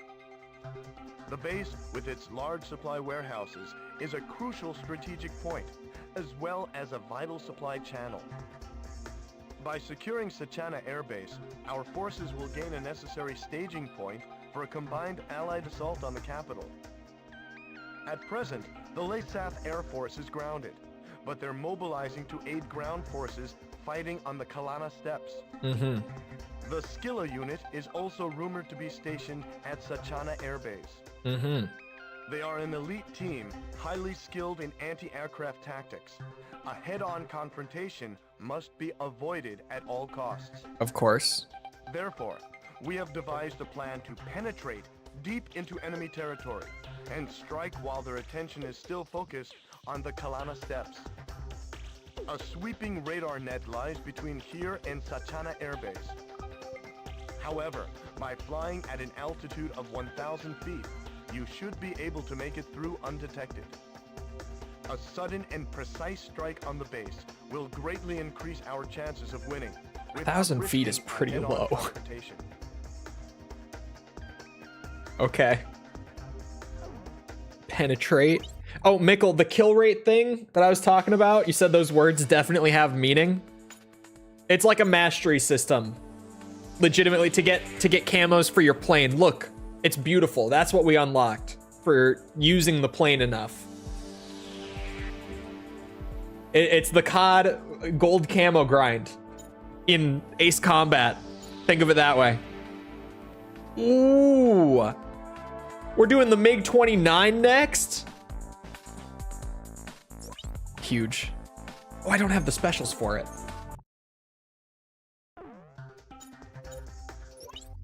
Anyone see that Su-57 at the Chinese air show? Most crazy maneuvers. Almost looks impossible. What? I haven't even heard about this, so no. Oh, circle is also a select button on this game. I was trying to back out.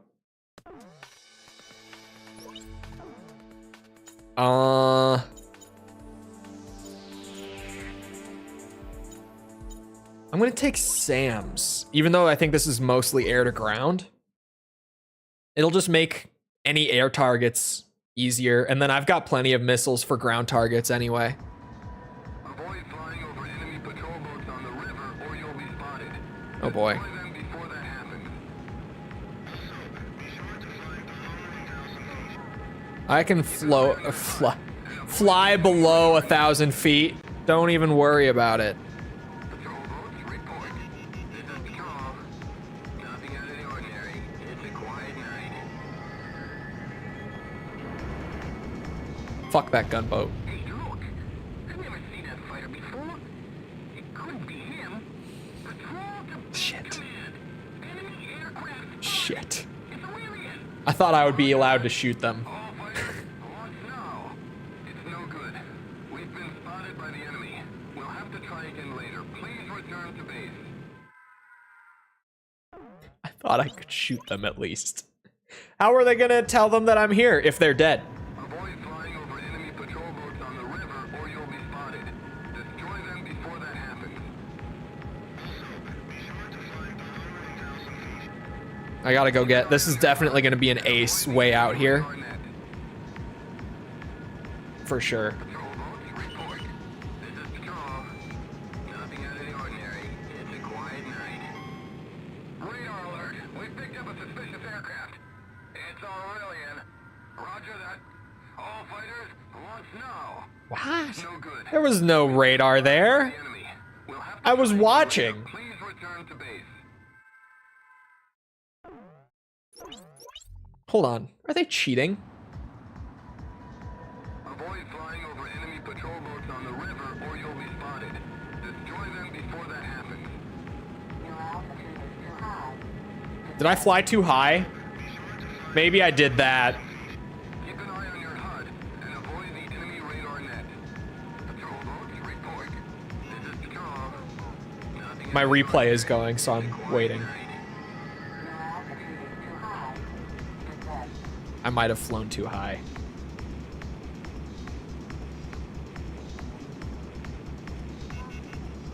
Ooh. You'll be done soon. Can't wait till my patrol. Good job, loser. You say that again, I'm gonna die of boredom real soon. Mickle, were you here when we were playing Silent Hill? Slip through. No, I think you would have missed this, actually. There was a guy who came in while we were playing Silent Hill 2. He was like, why are you playing video games? You're a grown-ass man. Get a job. It was just a reflection of the tower searchlight on the water. Ooh. Oh, God. I definitely just flew too high the one time. In any case, this really is a great spot. We should Oh, it's just a chopper? take a break. Once the damn Fuck Aurelian it. is taken care of, you can fish all you want. But until then, you'll just have to wait. I flew too high again.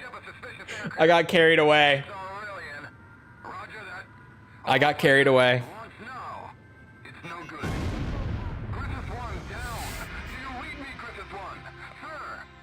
God damn it. It's easy to hit 1,000 feet, okay? That's not very high.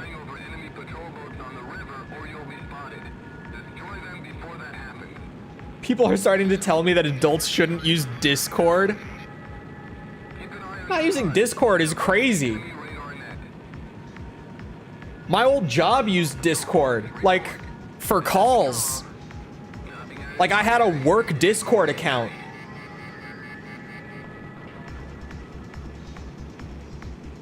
Granted, that might just be an industry thing, but I use Discord for work. And some of my classes in university, like for online lecture, the professors would prefer Discord over Zoom, and they would like have everyone get a Discord account for online lecture instead. Which is honestly based as fuck, because, dude, Zoom sucks. Zoom is the worst. If you've ever had to use it for, like, school or work, you know. That shit's awful. The hell says video games aren't for adults? I don't know. There are people who still say it. I didn't even tell him. Sorry, my American came out. I didn't even tell him that this is my job. I just said, because they're fun. What do you mean?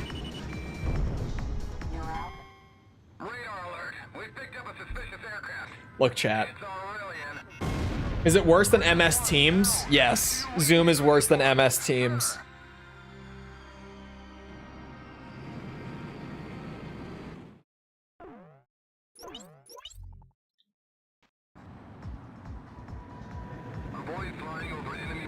Oh, the altitude limit on this one changes? Like per difficulty? That's actually pretty sweet.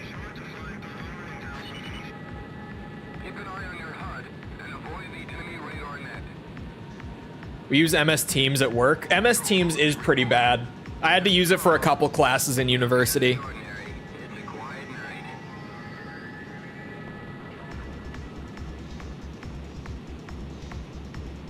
Where I was told I was being laid off.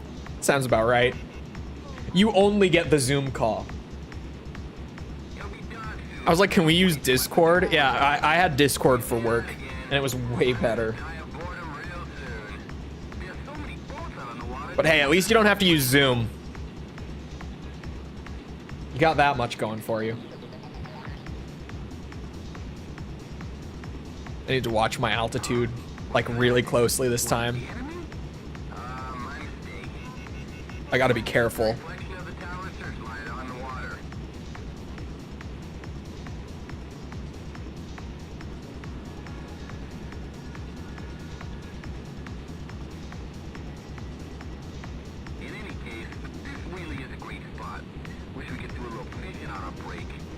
What do you mean too old for Zoom?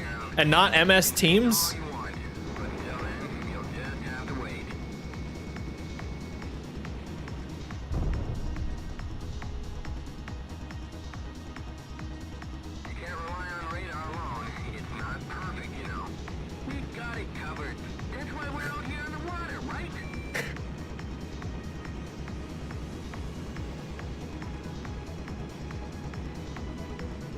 Oh, because Outlook. Okay. Because Outlook. Yeah, okay.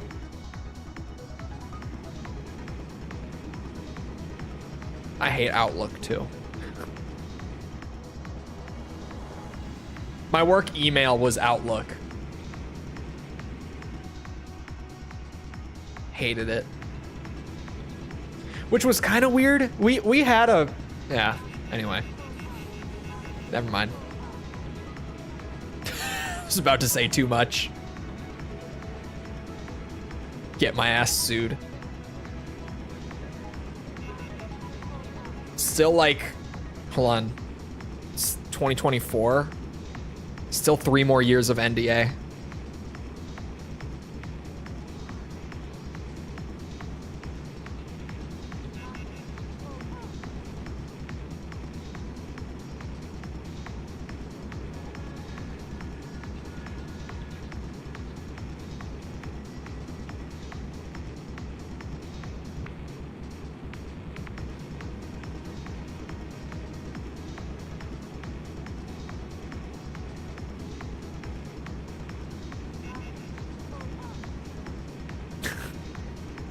Bro, the system telling me to pull up while I'm at like 600 and my ass is trying to go down. Can I shoot the gunboats from far away? Should I not even risk it? Like if I go a little slower around the gunboats and I never actually go over top of them, can I shoot them? I have to test it.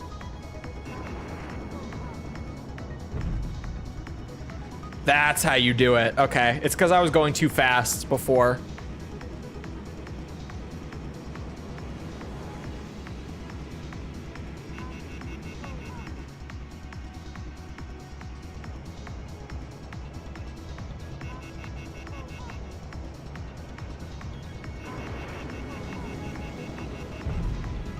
You're supposed to.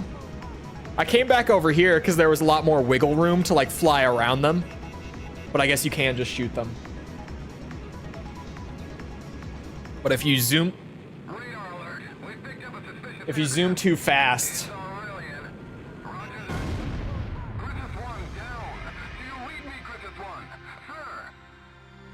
I have to make an alt account because these motherfuckers are not seeing the lesbian cat in full action. I will not be caught dead letting my IRLs see what I get up to. What do you get up to, Mikkel? What is this double life you're leading? My Discord account, like my personal Discord account, is my my like professional Discord account too now. I have nothing to hide. My business partners see all this shit. I let it all out. You ever see my Discord profile picture? Yeah, I make a business connection. That's what they're getting. Are we supposed to have 2? A lot of people do. A lot of people have a personal and like a business one. I had a work Discord account when I was working and using it for work. I did not use my personal for that. What's that? What, the enemy? My mistake. It was just a reflection of the tower searchlight on the water.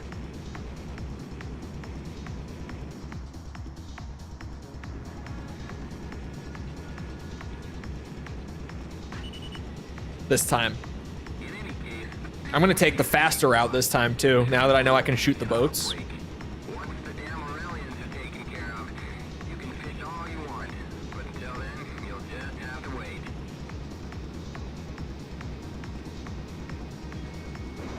Working because I have to be careful. I almost said when I was at blue. Perfect, you know. We've got it covered. That's why we're out here in the water, right?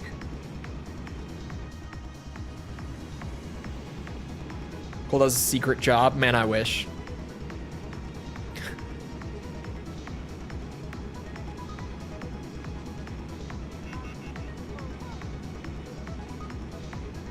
Wants to watch my Hot Ones thing, and I told her no. She said she was gonna come in and say, I better see you come in on Monday. I hope your boss is there. Never mind, she's not single. Never mind. Tell her not to come.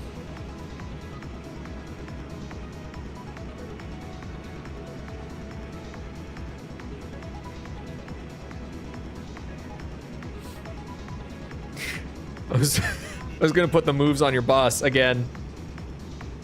Control your loin. It's not my loin. Look, I was just trying to get you a raise, dog. Come on. You need to get a job where you have a single female boss, preferably. Thank you.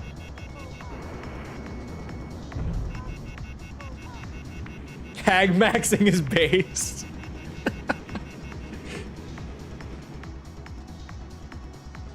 You get me fired? I wouldn't.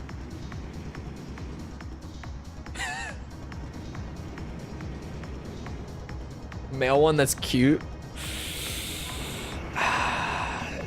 See, I'd prefer if you didn't, but sometimes you just gotta take one for the team, I guess.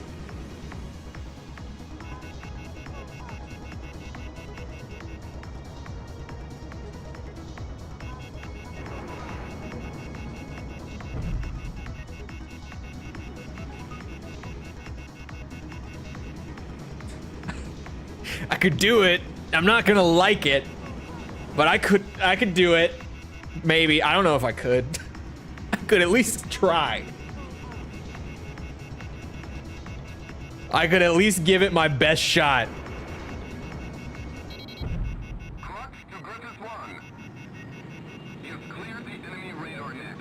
Badass. I can fly again.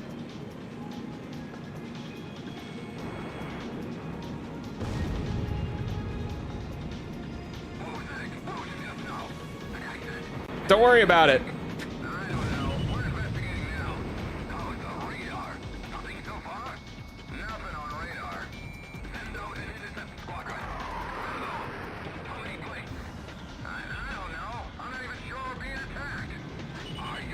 Come on now. Are you deaf?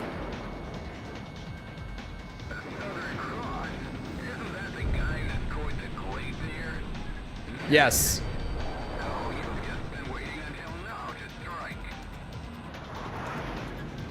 No.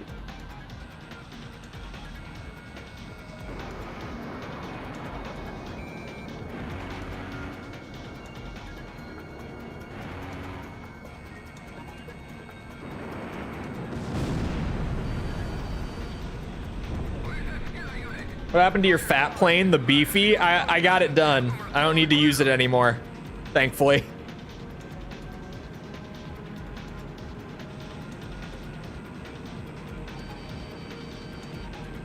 What you say when you're homie?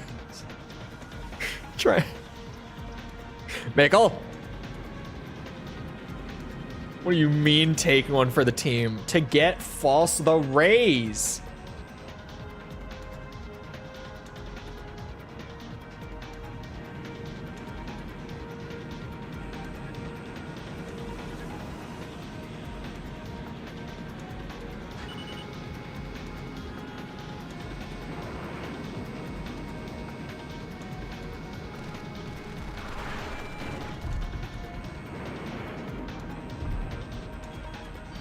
Oh.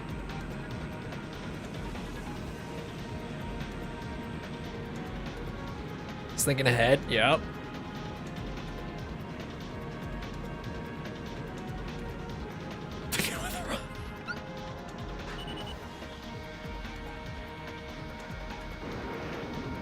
It's up for debate. We'll see. You'll see.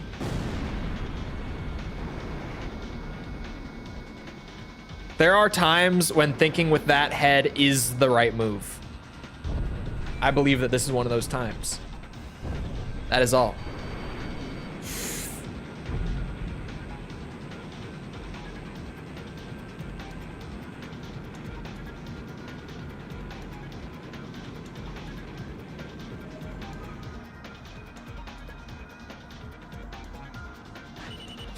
I'm a real homie. I'll sleep with your boss to get you a promotion. That's what real homies do. Fuck.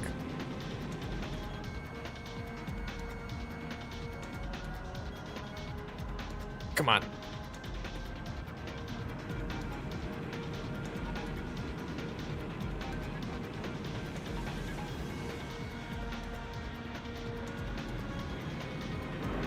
Oh, come on. I lost the lock on right as I pulled it. This dude is flying. Since when is the F-15 this much faster?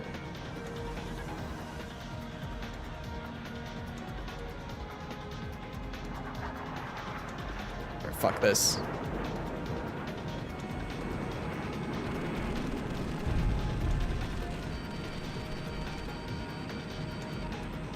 I didn't even know where it was coming from.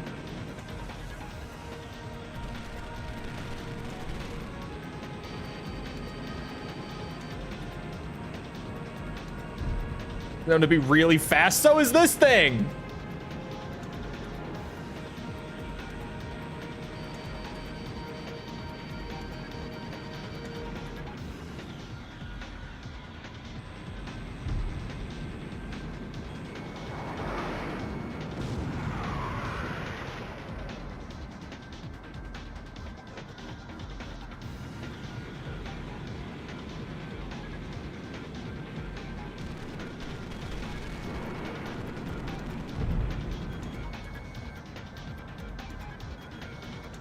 Oh god.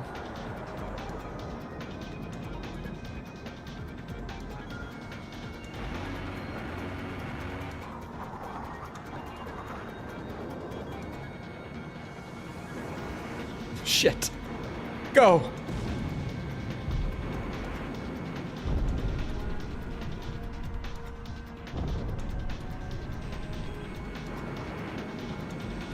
Fuck.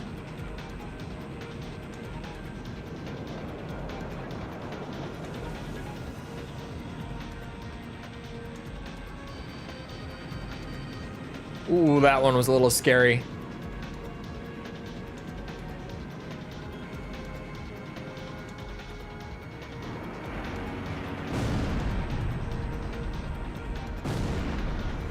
Speaking of known to be fast. Come here. Okay. Oh, he's doing the witchcraft.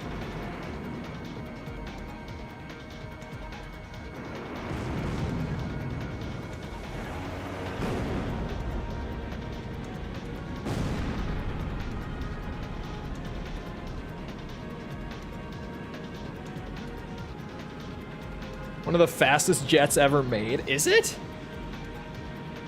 Ever? I don't think of it as being that fast.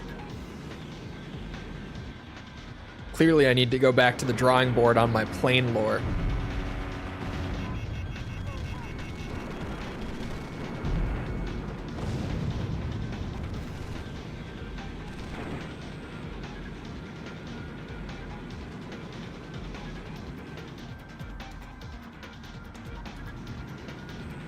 Overturned. There we go.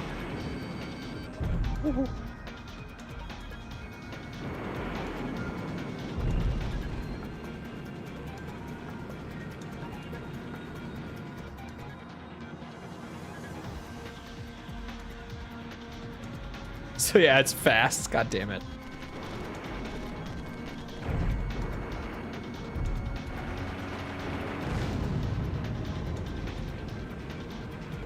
All right, it's basically free at this point. Oh, it's not showing up because it's a stealth plane. Fair enough. I was like, why can I not lock onto the B2? I was so confused.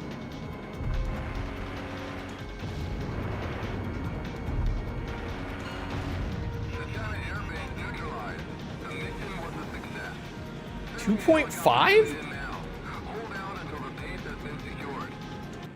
Oh, I thought I was gonna have to hold out. I was like, there's more? Landing time.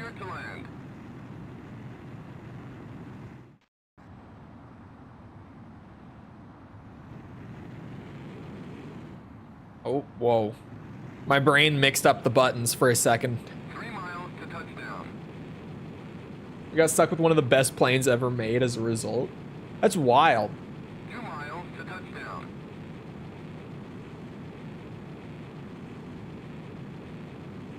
1 mile to touchdown. Can land with only one wing. Who let them cook? You're coming in too fast. Slow down. I'm coming in at a perfectly appropriate speed, okay? I know what I'm doing. I've done some of these landings before. Perfect, sir.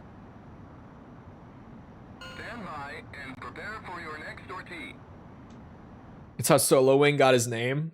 Is it? Is that like in the... What's it? The surprise attack was a success. Rank C? I guess it's probably time-based. Because what? I shot everything. Especially in the battle to It must be time-based. I have the feeling the day of our capital's liberation Jesus. is not far off. What's my kill rate? 58. Okay. 58 in one mission's not bad. Not quite as flashy as getting the entire F5 kill rate done in one mission, but that's pretty solid. I'll take it. I could fly the MiG longer too. I love this thing.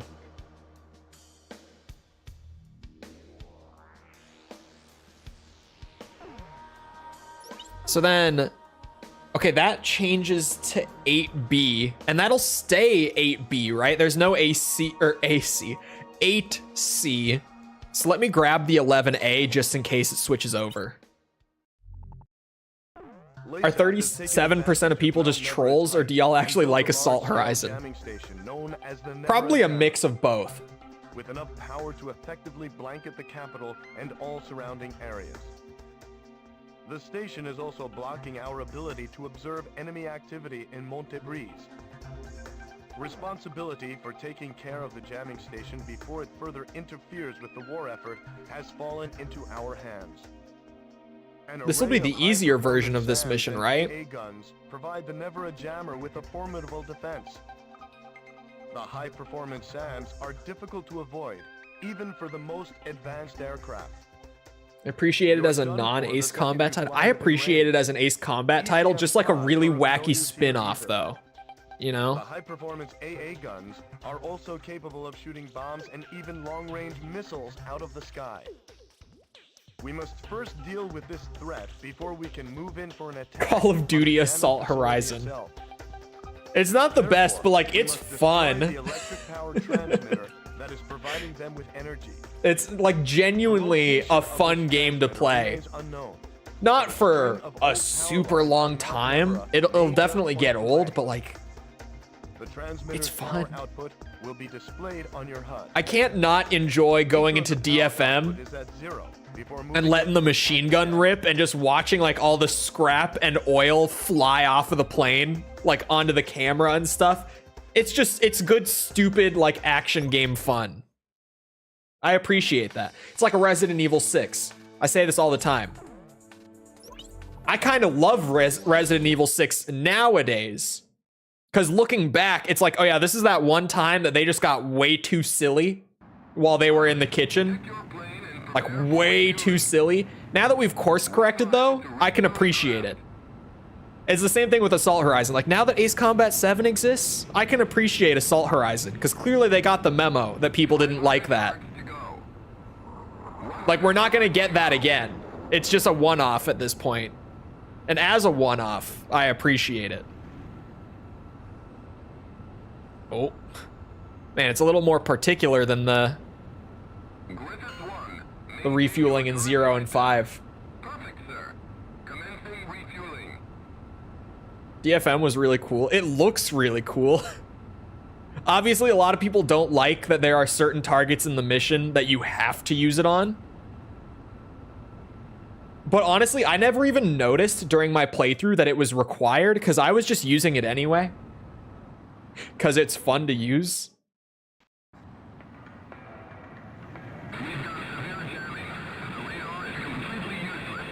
Over the Tekken Addiction? No. Well, Tekken Addiction is on pause right now for Black Ops 6 Addiction. And it probably just got worse today because the Warzone came out. And even though I'm not a big Warzone guy, those camos, I need them. I need those Warzone camos.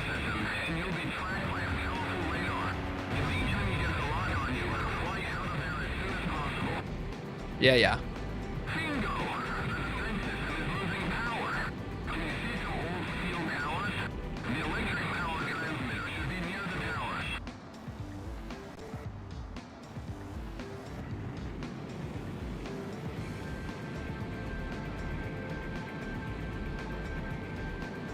Where am I going here?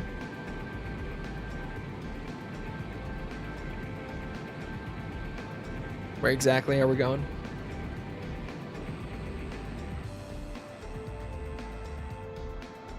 Aren't you warning me? Where the fuck? There it is. Give me that. That was a good one too. I saw that. The skins I had in MW2 were brought over. With Warzone, you mean? I kind of forgot that Warzone would carry everything from MW2 and 3 over. I'm kind of mixed on that. I have been like ever since Cold War with the Warzone like integration stuff. Cause like, I don't know.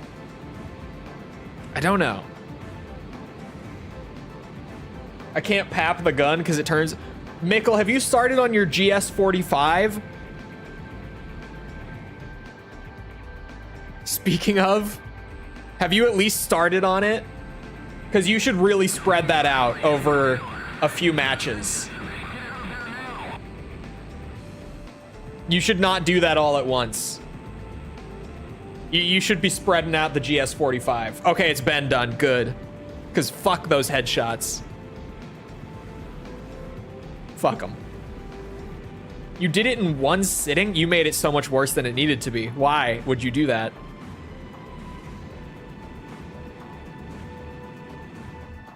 Why would you do that? God damn it.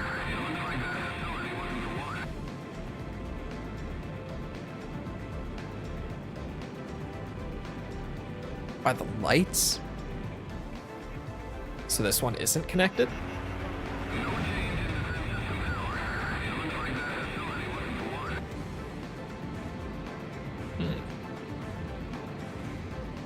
Not seeing lights over here either. Exit, run it back. That's so much worse than the sniper that you're complaining about, though.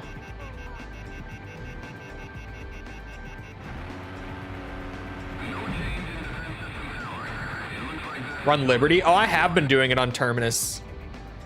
That's mostly just because I enjoy Terminus a lot more than Liberty. I just have way more fun playing that map.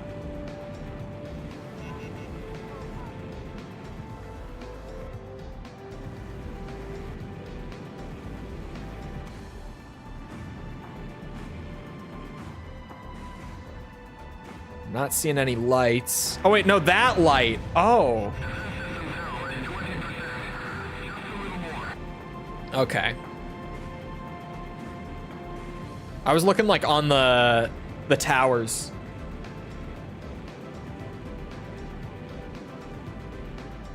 I don't want to go after the radar yet. What the fuck? Wait a minute. I saw that. The last three are all back this way.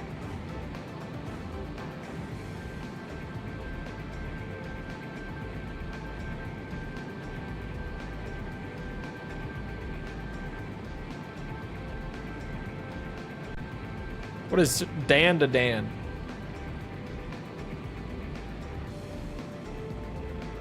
The fuck is that? We'll see you around, Tidbit.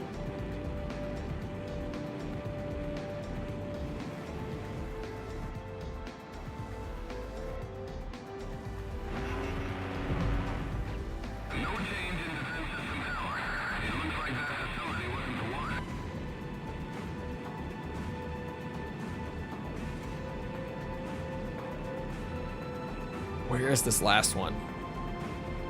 Why is this run of this mission particularly painful? Oh, it's you. There we go.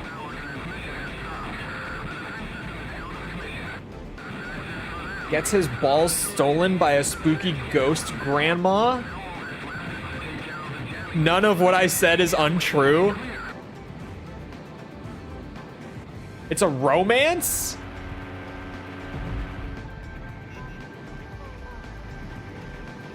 I'm gonna need more explanation here. Is it like the ultimate hag maxing anime? So old she's not even alive?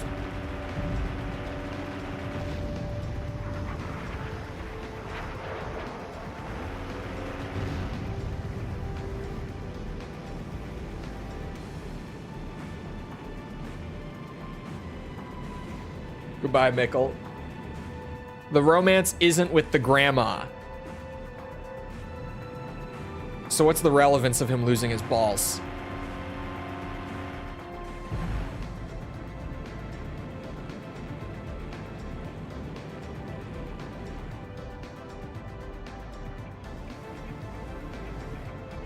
What's up with his balls?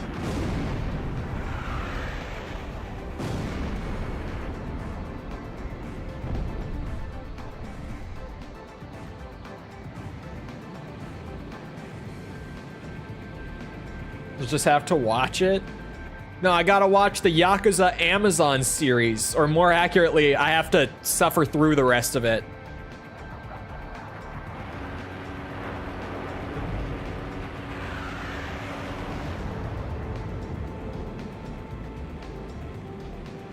Oh, on Netflix? I don't have Netflix. I canceled my Netflix years ago. Because everything on Netflix was shit. I don't know if it's gotten any better. But I canceled my Netflix a long time ago. And I haven't thought about going back. They had Tiger King, that was great. An A rank, damn it. It's fine, as long as we get the mission unlocked. We can do the ranks later. Emily in Paris. This is the first I'm hearing of Emily in Paris.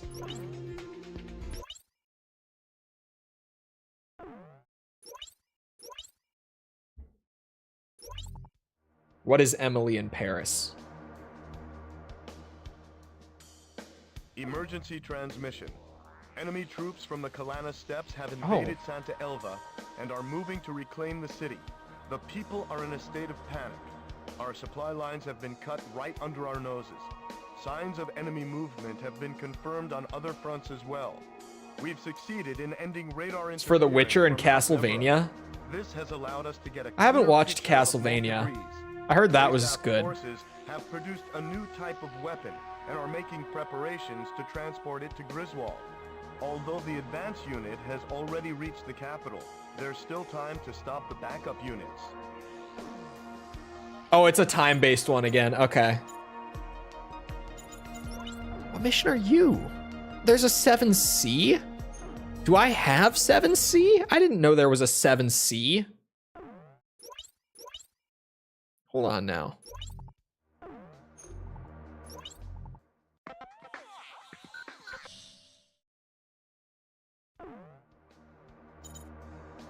Okay. 7 and 12 both have a C. All right. 7C it is. I have one more mission in the MiG. I can do it here.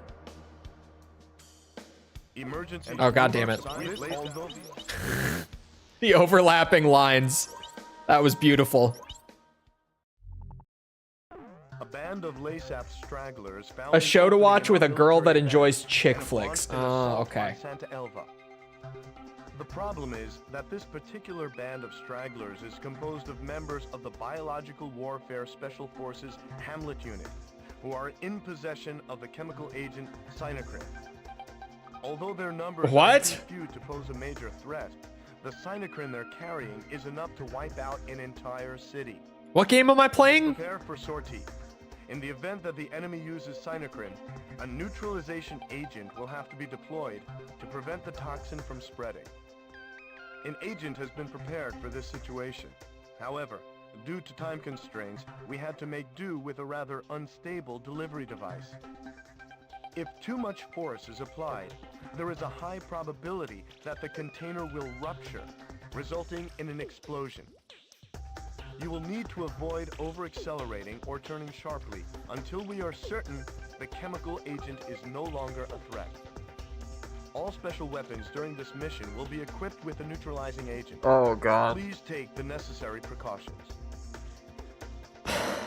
That sounds awful. I did not mean to open that.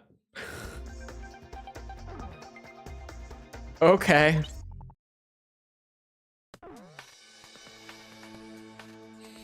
Okay. Sure. That one mission from Ace 3? I don't think I do. There's a mission like this in 3? The amount of force on the neutralizing agent will be displayed on the MPD. The agent will explode if the gauge reaches max. Be careful. Habitat space class. Preparation complete. Every unit release the gas. Make them Release the gas. do it at their hand. Commencing operation. Oh, dude, the turning? Gas is being spread throughout the city. God. Monsters! I can't believe they're actually using chemical weapons. Alright, let's concentrate on neutralizing the cyanide. That's the first step. Delivery of the neutralizing agent works much the same as dropping a bomb. Aim for the Oh, much the same? to release the Or delivery. the exact same? Alright, the gas has been neutralized. Let's keep up the pace. Oh my god. Well, and there's a lot of gas. Wait, enemy aircraft on radar. Enemy reinforcements. Of all the time.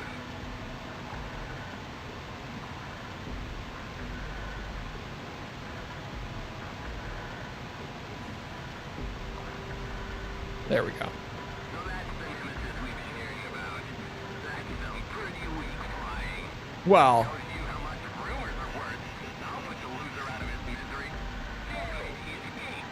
Are you telling me that you can't even keep up with that sorry excuse for a pilot? sorry. Back off. Just watch me run him down.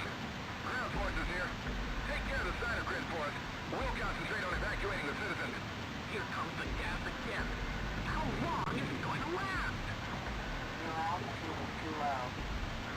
Fuck off. Don't tell me my altitude is low. Crux to Griffith Squadron. Doing my job here. More lethal the longer it's exposed to air. Neutralize the gas before the cloud condenses.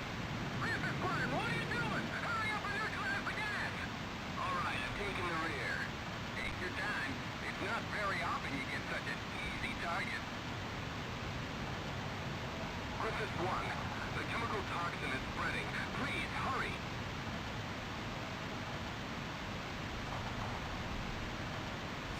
Oh my god. We're turning around. They neutralize the gas.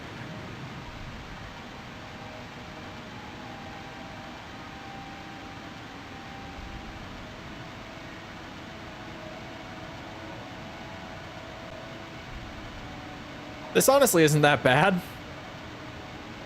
Because they're just not attacking me. How did that miss? What the fuck?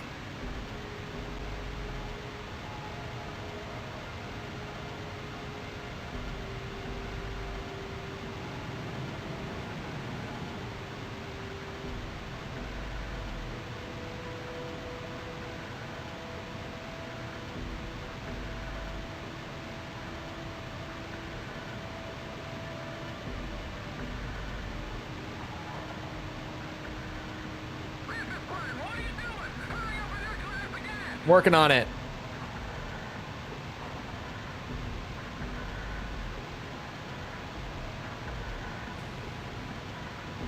Okay, one of them hit, thank God.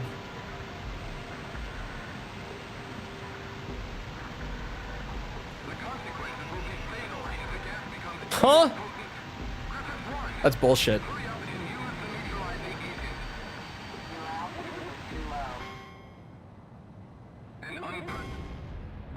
I don't even know why I failed. I was about to get told why. What? Why did that fail? What was that about to say?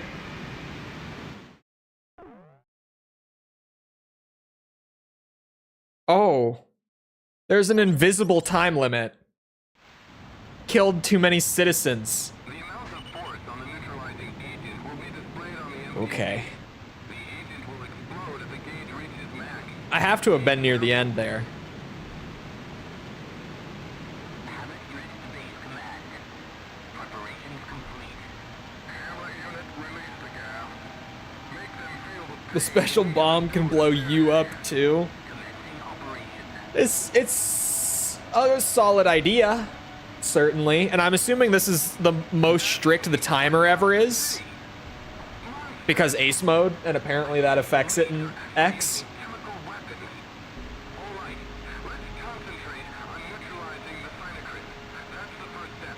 Delivery of the Oh, each individual gas has its own timer. Okay.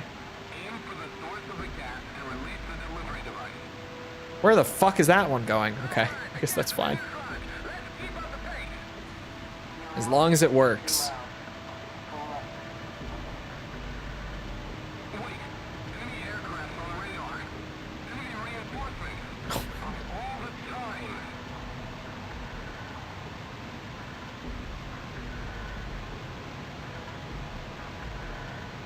So that's the nemesis we've been hearing about. That's some pretty weak flying. Shows you how much rumors are worth. I'll put the loser out of his misery. Pay attention! People's lives are at stake! Ground forces here. Take care of the cyanide for us. We'll concentrate on evacuating the Shit. Pushed it a little too hard. Okay. Yeah, this one's weird. Oh, don't save that replay. No. Cancel that. This one's a little weird.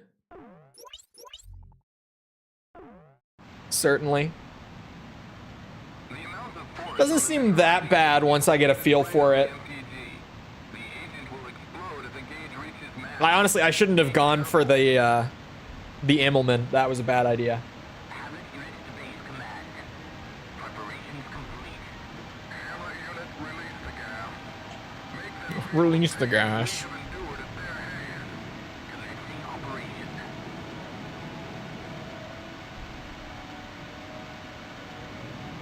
Gas is being spread throughout the city. Monsters. I can't believe they're actually using chemical weapons. All right, let's concentrate on neutralizing the cyanide. That's the first step. Delivery of the neutralizing agent works much the same as dropping a bomb. Aim for the source of the gas and release the delivery device. All right, the gas has been neutralized. Let's keep up the pace. Those are gonna miss. Wait, enemy aircraft on the radar. I get why they missed the first time. They hit the bridge. Time.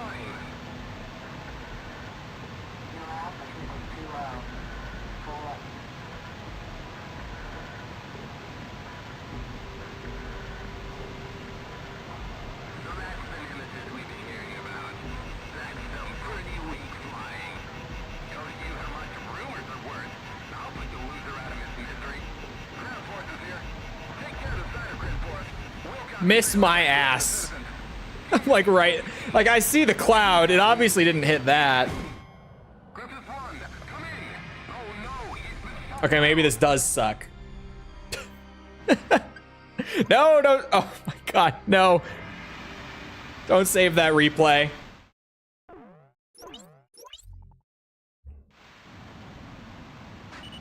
We go again. on the neutralizing agent will be displayed on the MPG. The agent will explode if the gauge reaches max. Be careful. Habit unit to base command. Preparations complete. Release the gas. Unit, release the gas. Make them feel the pain we have endured at their hands. Commencing operation. Not using a higher tier plane that reaches G-force quickly. Oh yeah. It would be worse in a really quick plane. Throughout the city. Monsters. Thankfully, we're just in a decently quick plane. Moderately quick, even. On neutralizing the cyanide. Mother. Delivery of the neutralizing agent works much the same as dropping a bomb. I should just get close to each of them. I shouldn't try to lob them from far away. It's just clearly not working. The gauge is too high. Griffith 1, be careful. All right, the gas has been neutralized. Let's keep up the pace. Wait, enemy I was totally in control the whole time. Believe it.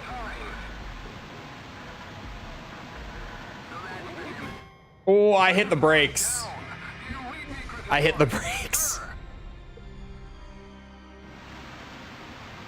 Okay. Just isn't as good as the PS2 trilogy? I don't know, man. By the end of this 100%, I might like it more than 0. And Ace Combat Reddit is pissed, foaming at the mouth. It's over for me. I'm canceled.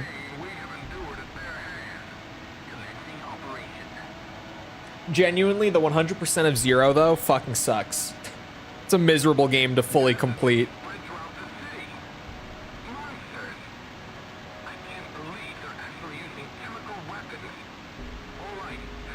So far, this seems like it'll be not the greatest 100% in terms of just like needlessly repeating content a lot, but it'll be nowhere near as bad as like 5 or 0.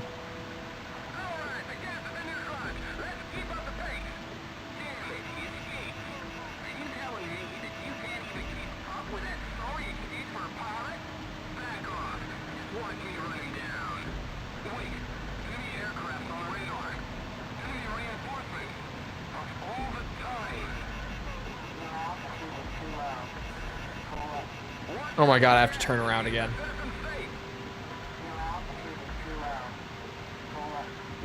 Stop telling me to pull up.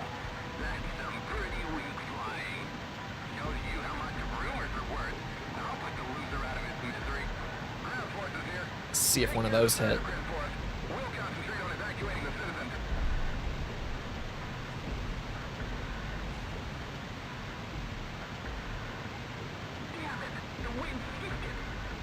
On that one console on Xbox, streaming it off of an Xbox.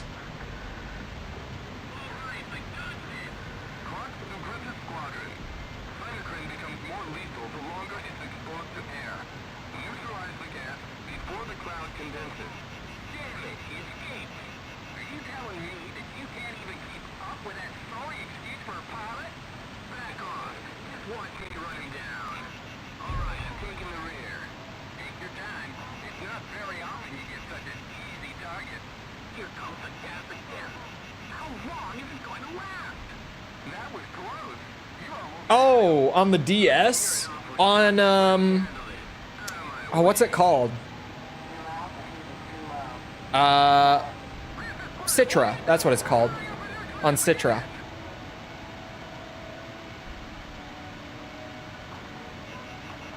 Especially for 3DS shit, because you can see both screens with Citra, like, on a generic display.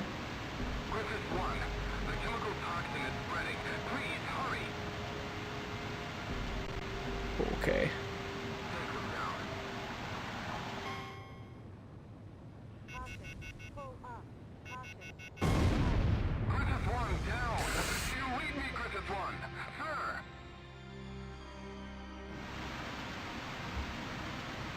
But no, I have, I mean, with everything that I play on emulator, I'm not dumb enough to pirate the games and stream them.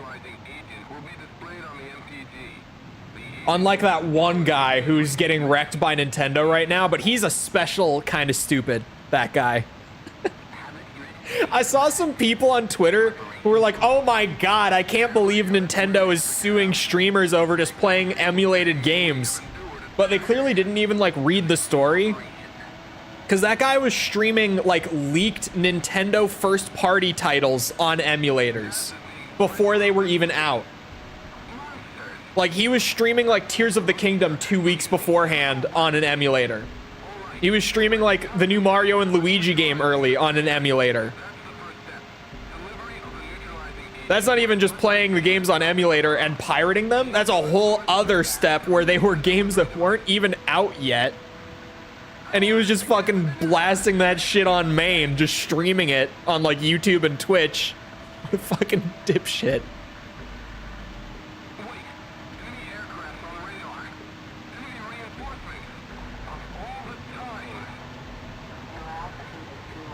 You guys see though with that case that they're suing him over like 50 different infringements on it?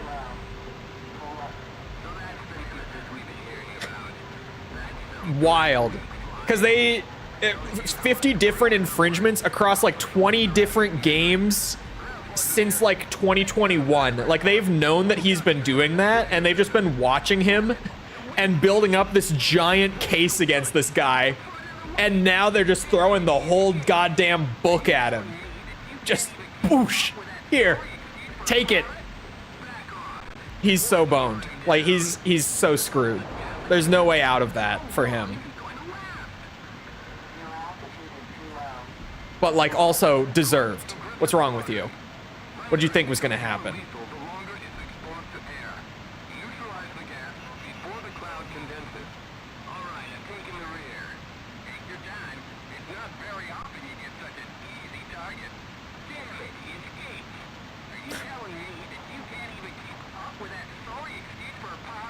Where the fuck are these bombs going? There we go. Just this one?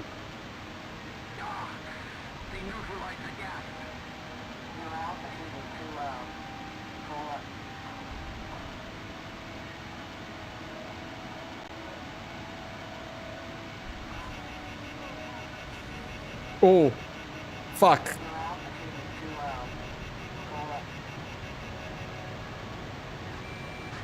We can take her for a spin. A genuine career path. Yeah, that... I just can't believe that that guy was not only streaming pirated games and like actively talking about on stream that they were pirated, by the way, which is part of me being like, how dumb do you have to be? But also just games that weren't even out yet. Like first party Nintendo titles, and thinking that that wasn't going to get him in trouble. Like for some reason, he got so caught up in like the piracy delusion that he thought that that was okay and that it would work out and they wouldn't care.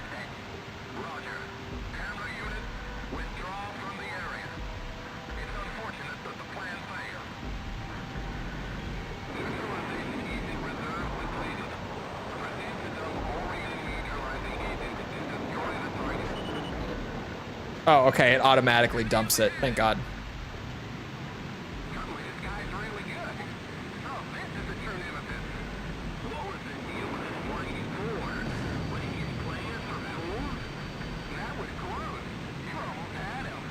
Freedom. Now I just have to get through this many planes without getting hit, which is gonna be so tragic if I get shot here. Oh shit, that's not gonna hit him.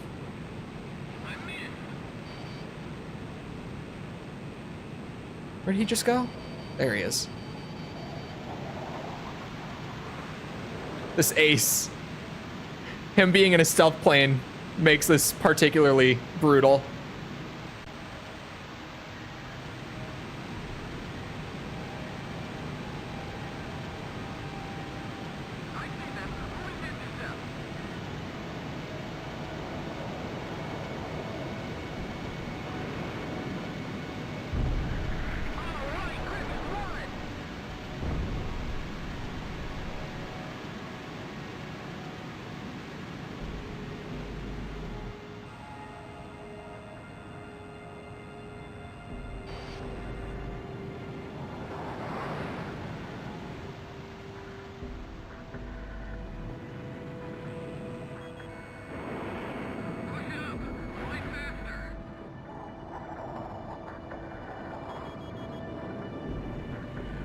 Oh God.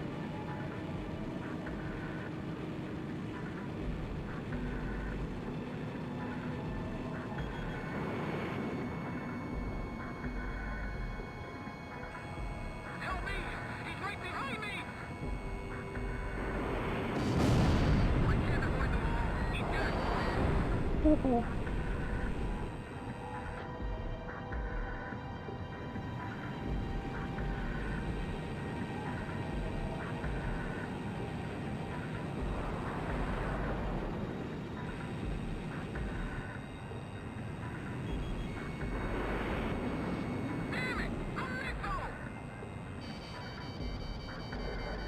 Oh god.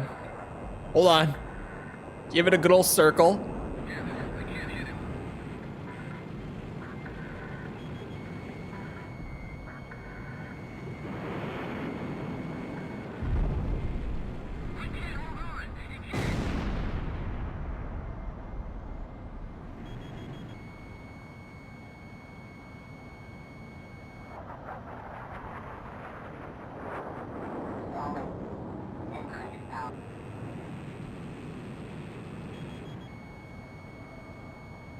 Boy.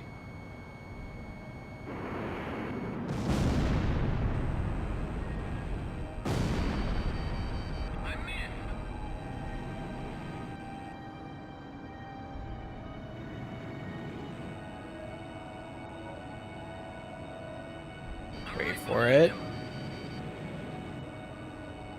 Wait for it. Just give it some time. Beauty. He's way out of bounds. Fuck! God damn it, man.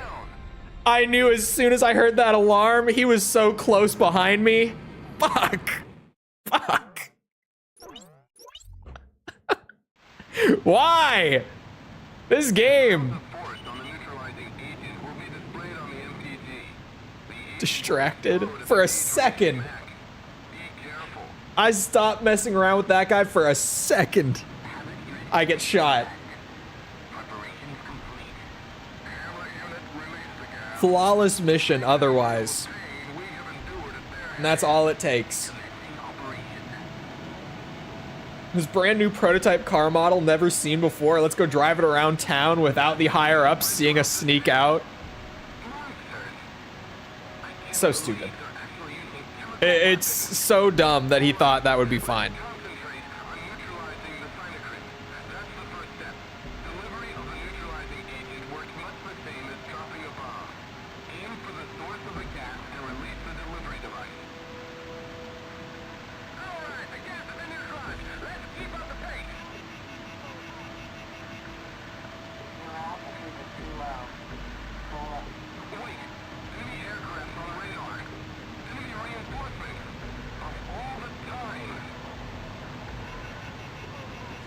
There we go. Oh, I gotta remember the G-force thing. I gotta be a little more careful with my turns than that.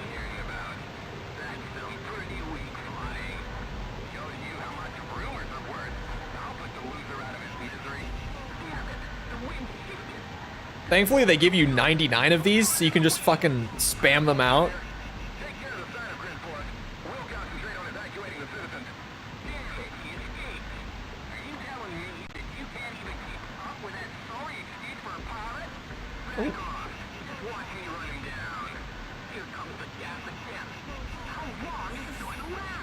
With a shot.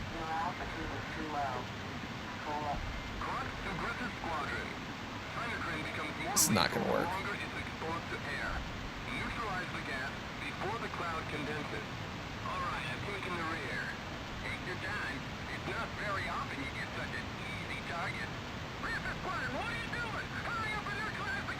I'm working on it, man.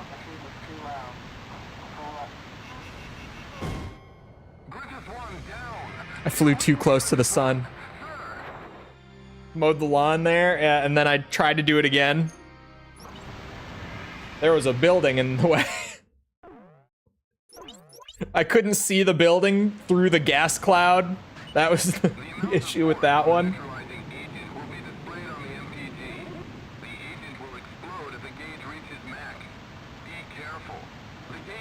Which version, the original or the plus version? I have the original. I don't think the plus is too expensive. I could probably buy it.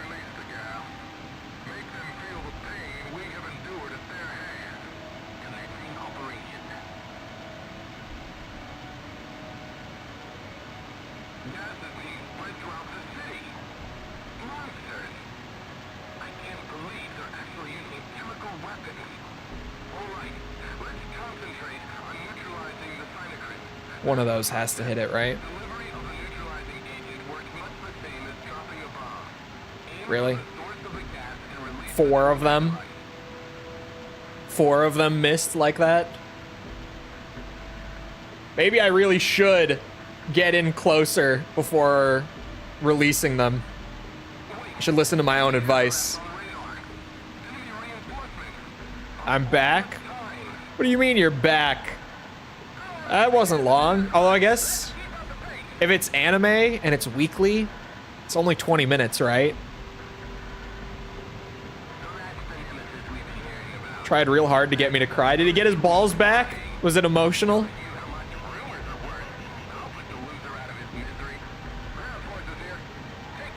20 minutes, yeah.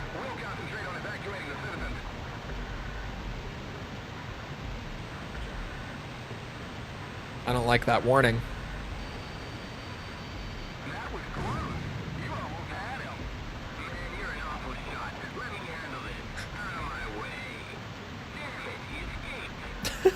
The voice acting is so good.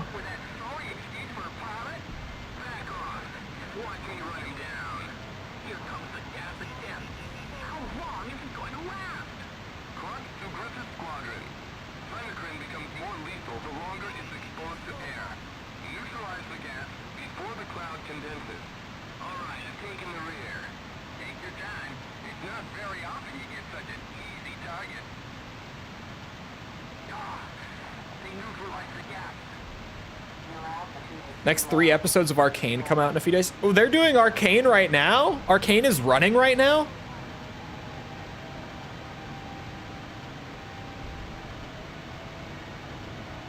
I had no idea that that show was going right now.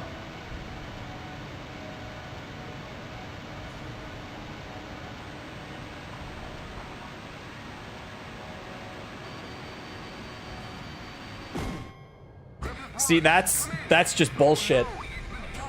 That's just bullshit. That right there, horse shit. Why are you able to shoot a missile at me, an insta-kill missile, when I can't turn away from it? Why? Who thought that was a good idea?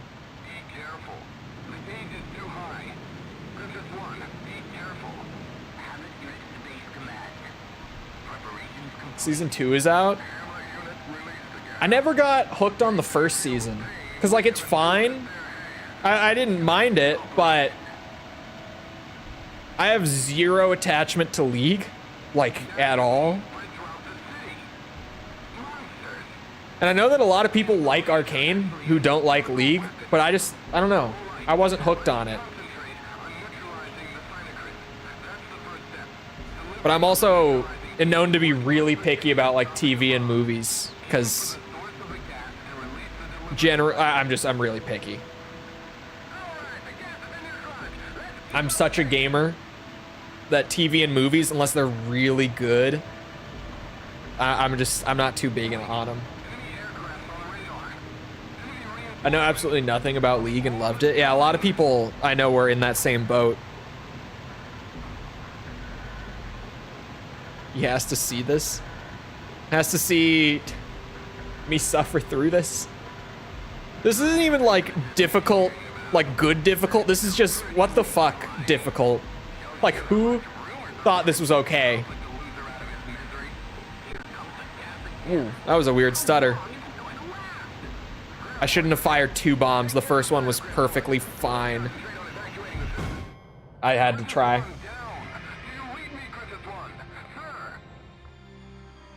I had to try. For 12 years, and I couldn't get into Arcane? Damn. The amount of force on the neutralizing agent will be displayed on the MPG. The agent will explode if the gauge reaches max. Be careful. The gauge is too high. Griffith 1, be careful. Yeah.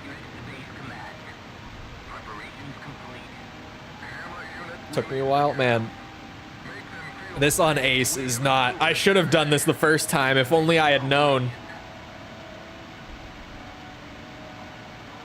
Because, like, on hard or normal especially, like, if I could just tank missiles, I'm only really getting hit by 1 every run. So, like, You know, I could just tank that and move on. Oh, for fuck's sake. But on the difficulty where you get one tapped, it's not so great. I guess the games aren't balanced around ace difficulty, to be fair to whoever designed this. So it would have been like, yeah, you take a missile shot, it's whatever, you move on. But here I don't get to do that.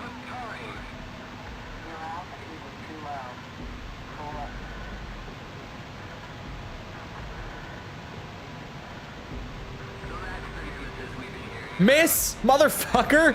Why? It's supposed to kick you in the teeth. It really doesn't most of the time, to be honest. Here it does.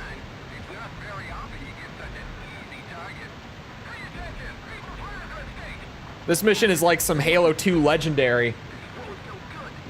Where it's like, yep, they're gonna shoot you and they're gonna insta-kill you. There's nothing you can do about it. Just go through, keep trying, and pray.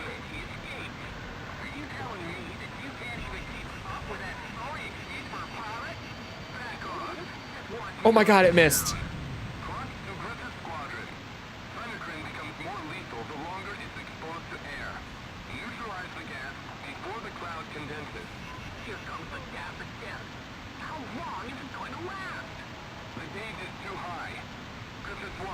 Thank God. That was close.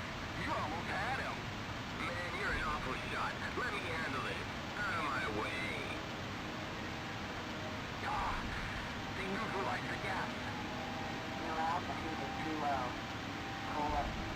Your altitude is too low. Pull up.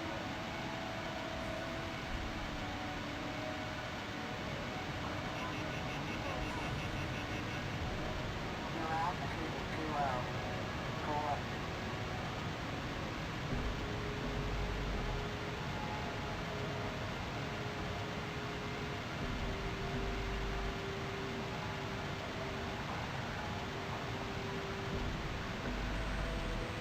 Oh no. Incoming. Better hurry. Working on it, man.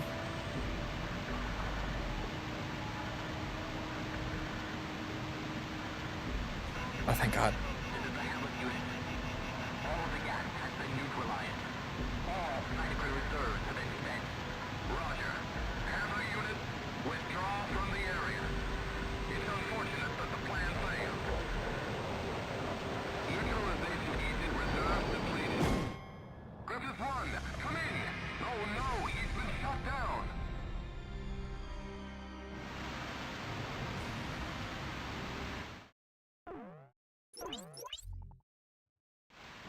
Missed what you said because YouTube threw an ad. It was probably just saying that, like, I guess on hard or normal difficulty, it wouldn't be that bad. Because the games obviously aren't balanced around ace. Should have stayed low. I probably should have. God damn it. Release the gas.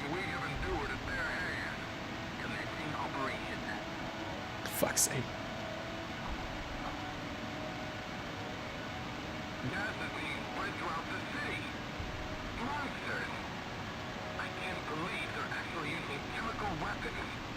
They're doing it. Please, thank God.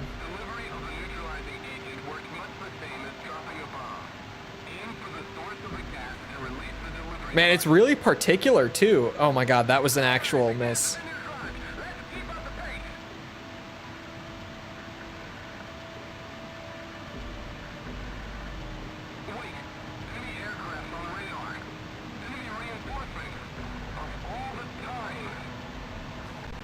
You have to be really accurate with the lob. That's the worst part.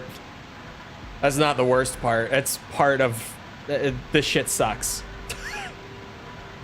I say that, but then I'm like, no, that's not even the worst part. There are so many worst parts here. I can't even choose what is the worst part. This makes me want to take back all the good things I've ever said about Access Games' mission design.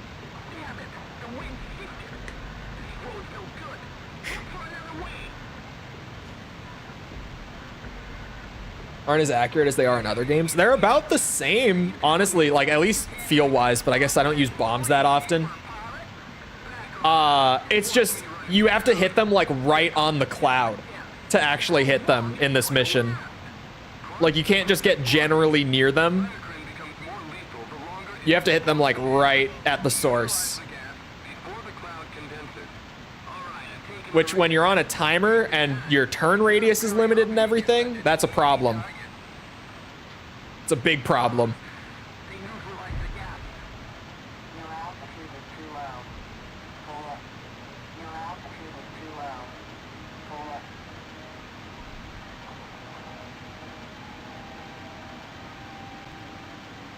Yeah, exactly. It's not like the mission in AC5 where you just have to be like generally near it.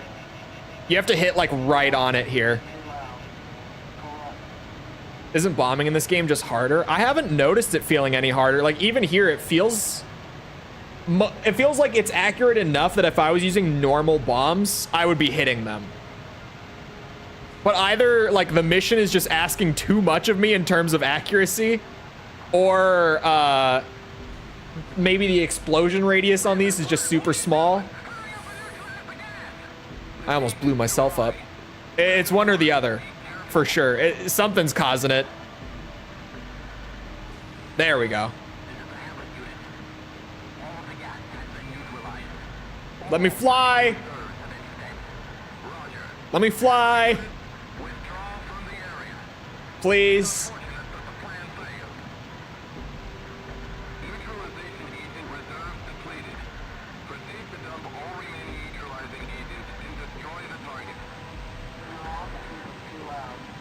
We're free.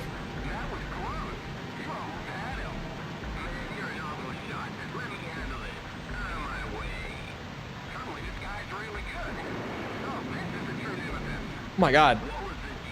At 500 feet?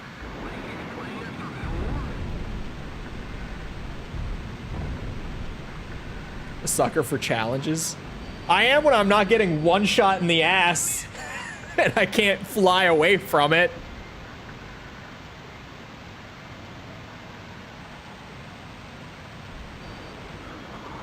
I like a challenge. That's just bullshit. Like, oh, missile getting shot? I'm dead. There was nothing to be done. I'm dead here. Oh my God. Fuck. Oh, whoa. Whoa.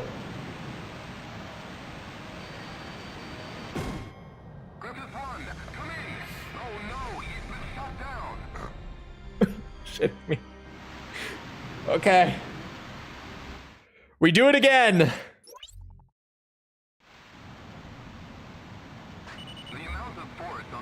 The downsides of using a plane that's statistically not that great is that even once I can fly, there's still a solid chance I'm dead.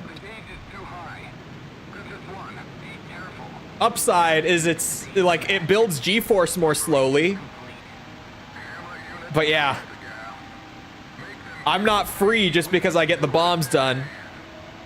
Maybe get one shot in ace. No. The problem isn't one shot in ace. I've 100%ed most of these games on ace almost exclusively. That's not the issue. The issue is that you can't turn in this mission. Because if you turn, you blow yourself up. The G-force that builds up while you turn prevents you from dodging the missiles. That's the problem.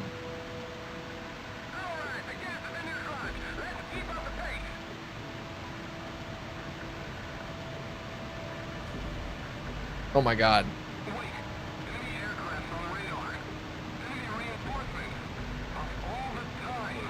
In the second half, you don't have that issue. Yeah, once you get it done, you're free. But there's so many resets happen in the first half because of it. I've died twice in the second half. How many times have I died in the first half? Does anyone know? Has anyone been counting? Died or failed. Fails count because of the timer too. Also a turn radius problem on the timer. Because the invisible timer, like for each gas cloud, is really tight. You have to be pretty fast.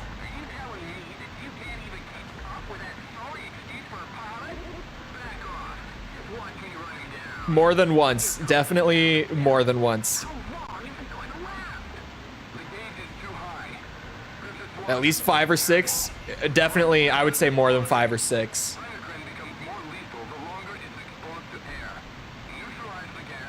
Oh, I'm not gonna get this. Oh wait, maybe? Oh, we got it. I dipped just fast enough.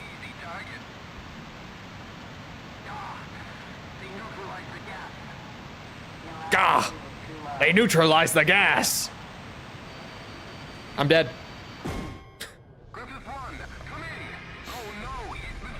You can't turn away from it.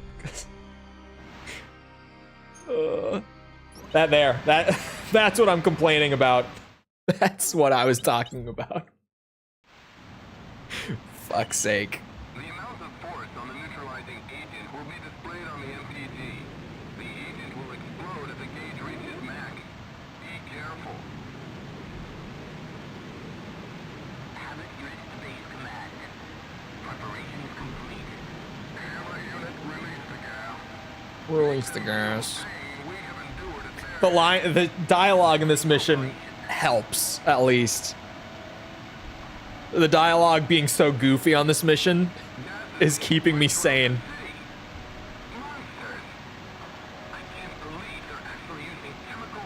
Hamlet unit, release the gas.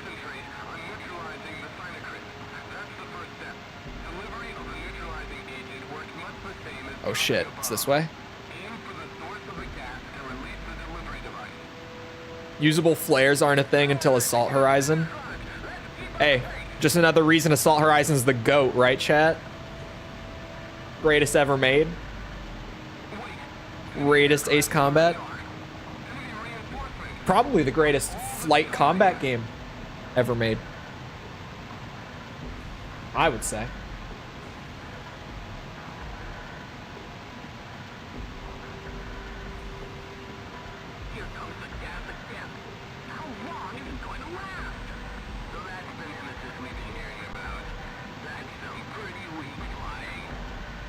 Shut your mouth.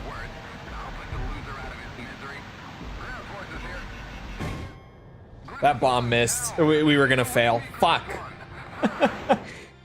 That bomb way overshot. God damn it. I forgot to dip my nose. Oh, this mission. The amount of force on the neutralizing agent will be displayed on the MPG. The agent will explode if the gauge reaches This max. mission. Be careful. The gauge is too high. Princess 1, be careful. I'm being careful. Release the gas. Preparation is complete. Hammer unit, release the gas. Make them feel the pain we have endured at their hands. Commencing operation. Gas is being spread throughout the city. Monsters. I can't believe they're actually using chemical weapons. All right, let's concentrate on neutralizing the Synacrid. That's the first step. Those might be too low. No, those were good. Close enough. Same as dropping a bomb. Aim for the source of the gas and release the delivery device. Forces you to fly so slow. But in other games, you can fly however you want. Yeah, the lore... Oh, those both missed? What the fuck? Okay. The lore reason given is that the neutralizing agent is way too unstable because it's like experimental. So the G-force will cause the bombs, the neutralizing agent bombs, to explode. So you can't fly fast or hit the brakes really hard or turn too fast. None of it.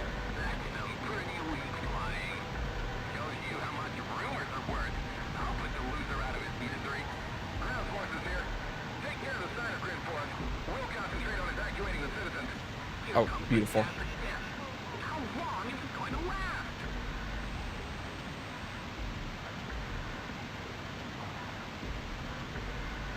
You just have to be like mega precise with every movement during the first half.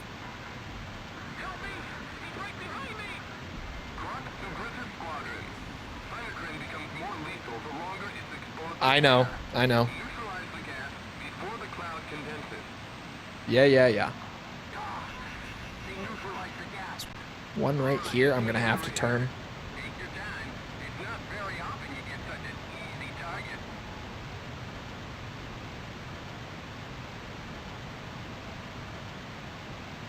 Oh boy.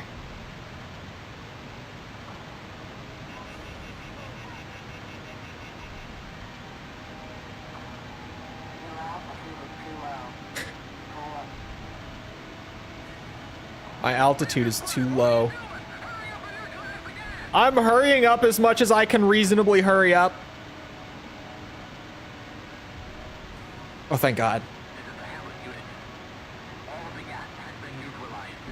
All cyclic reserves have been spent. Fuck this mission. This has to be the run. This has to be. Withdraw from the area.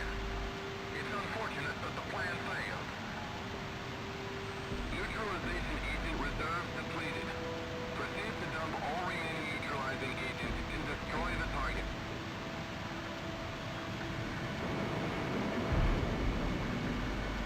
Come here. I'm free. This guy's really good. No, this is the true nemesis. Fuck. What was the deal with his flying four? Was he playing us or four? That was close. You almost had him. Man, you're an awful shot. Let me handle it. Out of my way.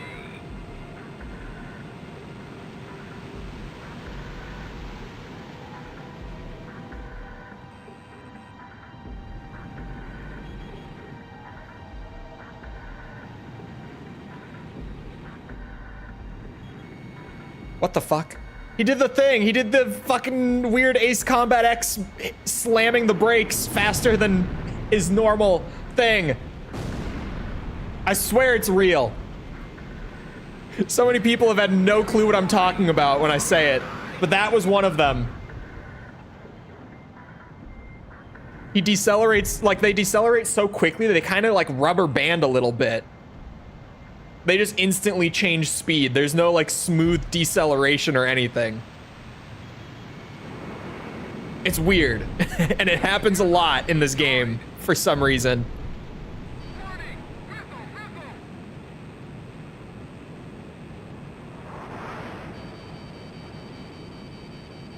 I missed.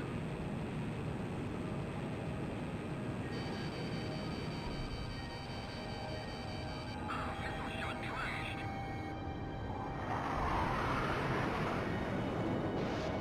All right, I dodged it. Unfortunately thought of a fart joke when they said Hamlet unit release the gas. That line needs to be memed. It's so goofy. Hamlet unit release the gas.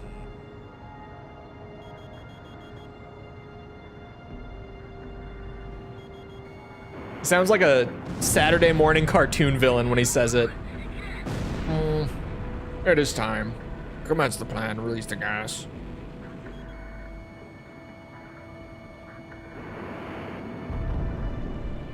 Break it up.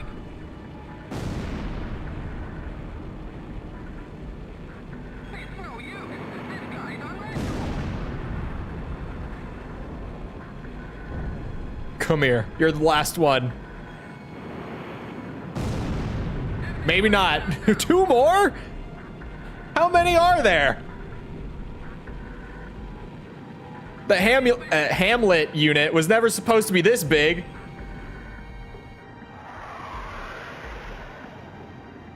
Oh, damn it. He's turning to look at me, too.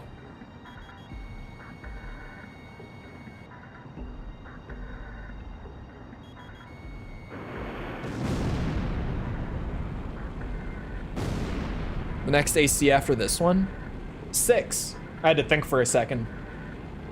We're doing release order. So AC 6 after this one.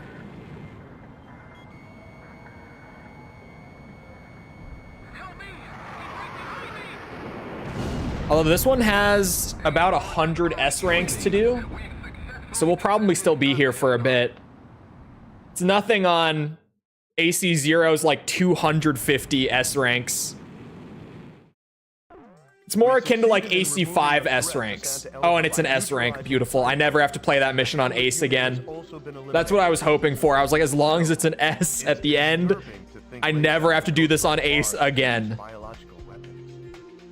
There we go. Kill rate for the Mig is done with that too. Beautiful.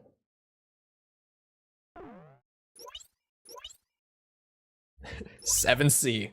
God damn. On hard mode and normal mode, that mission will be fine. That will not be that bad. But that was awful. Is right. Oh, we can't even... Yeah, we can't even go look at the paint job unless I like go into a mission. It's whatever. I'll look at it next time. It's about that time. Not quite right on time. I went over for it, but at least I did it. I'm happy. I need to go and work on video stuff though. So, I hope you guys enjoyed. If you did enjoy and you haven't done so already, feel free to go ahead and leave a sub. Come back another time. We're doing this. We're doing every other 100% that I'm working on right now. Armored Core, Metal Gear. What else is there, chat? Oh yeah, Resident Evil and Yakuza. That's what all we're working on. So come back for any of it. It's all good. All good stuff. Also, if you enjoyed, leave a like, algorithm thing. You know the whole like button thing. If you're looking for links to anything outside of YouTube to engage with the community, check out links in the description below. Things like Twitter, Discord server, anything like that. Those are all down there. Other than that, though, once again, I hope you guys enjoyed. I hope to see you always back here next time. I hope you all have a good rest of your day. Thank you for coming to the stream, and goodbye.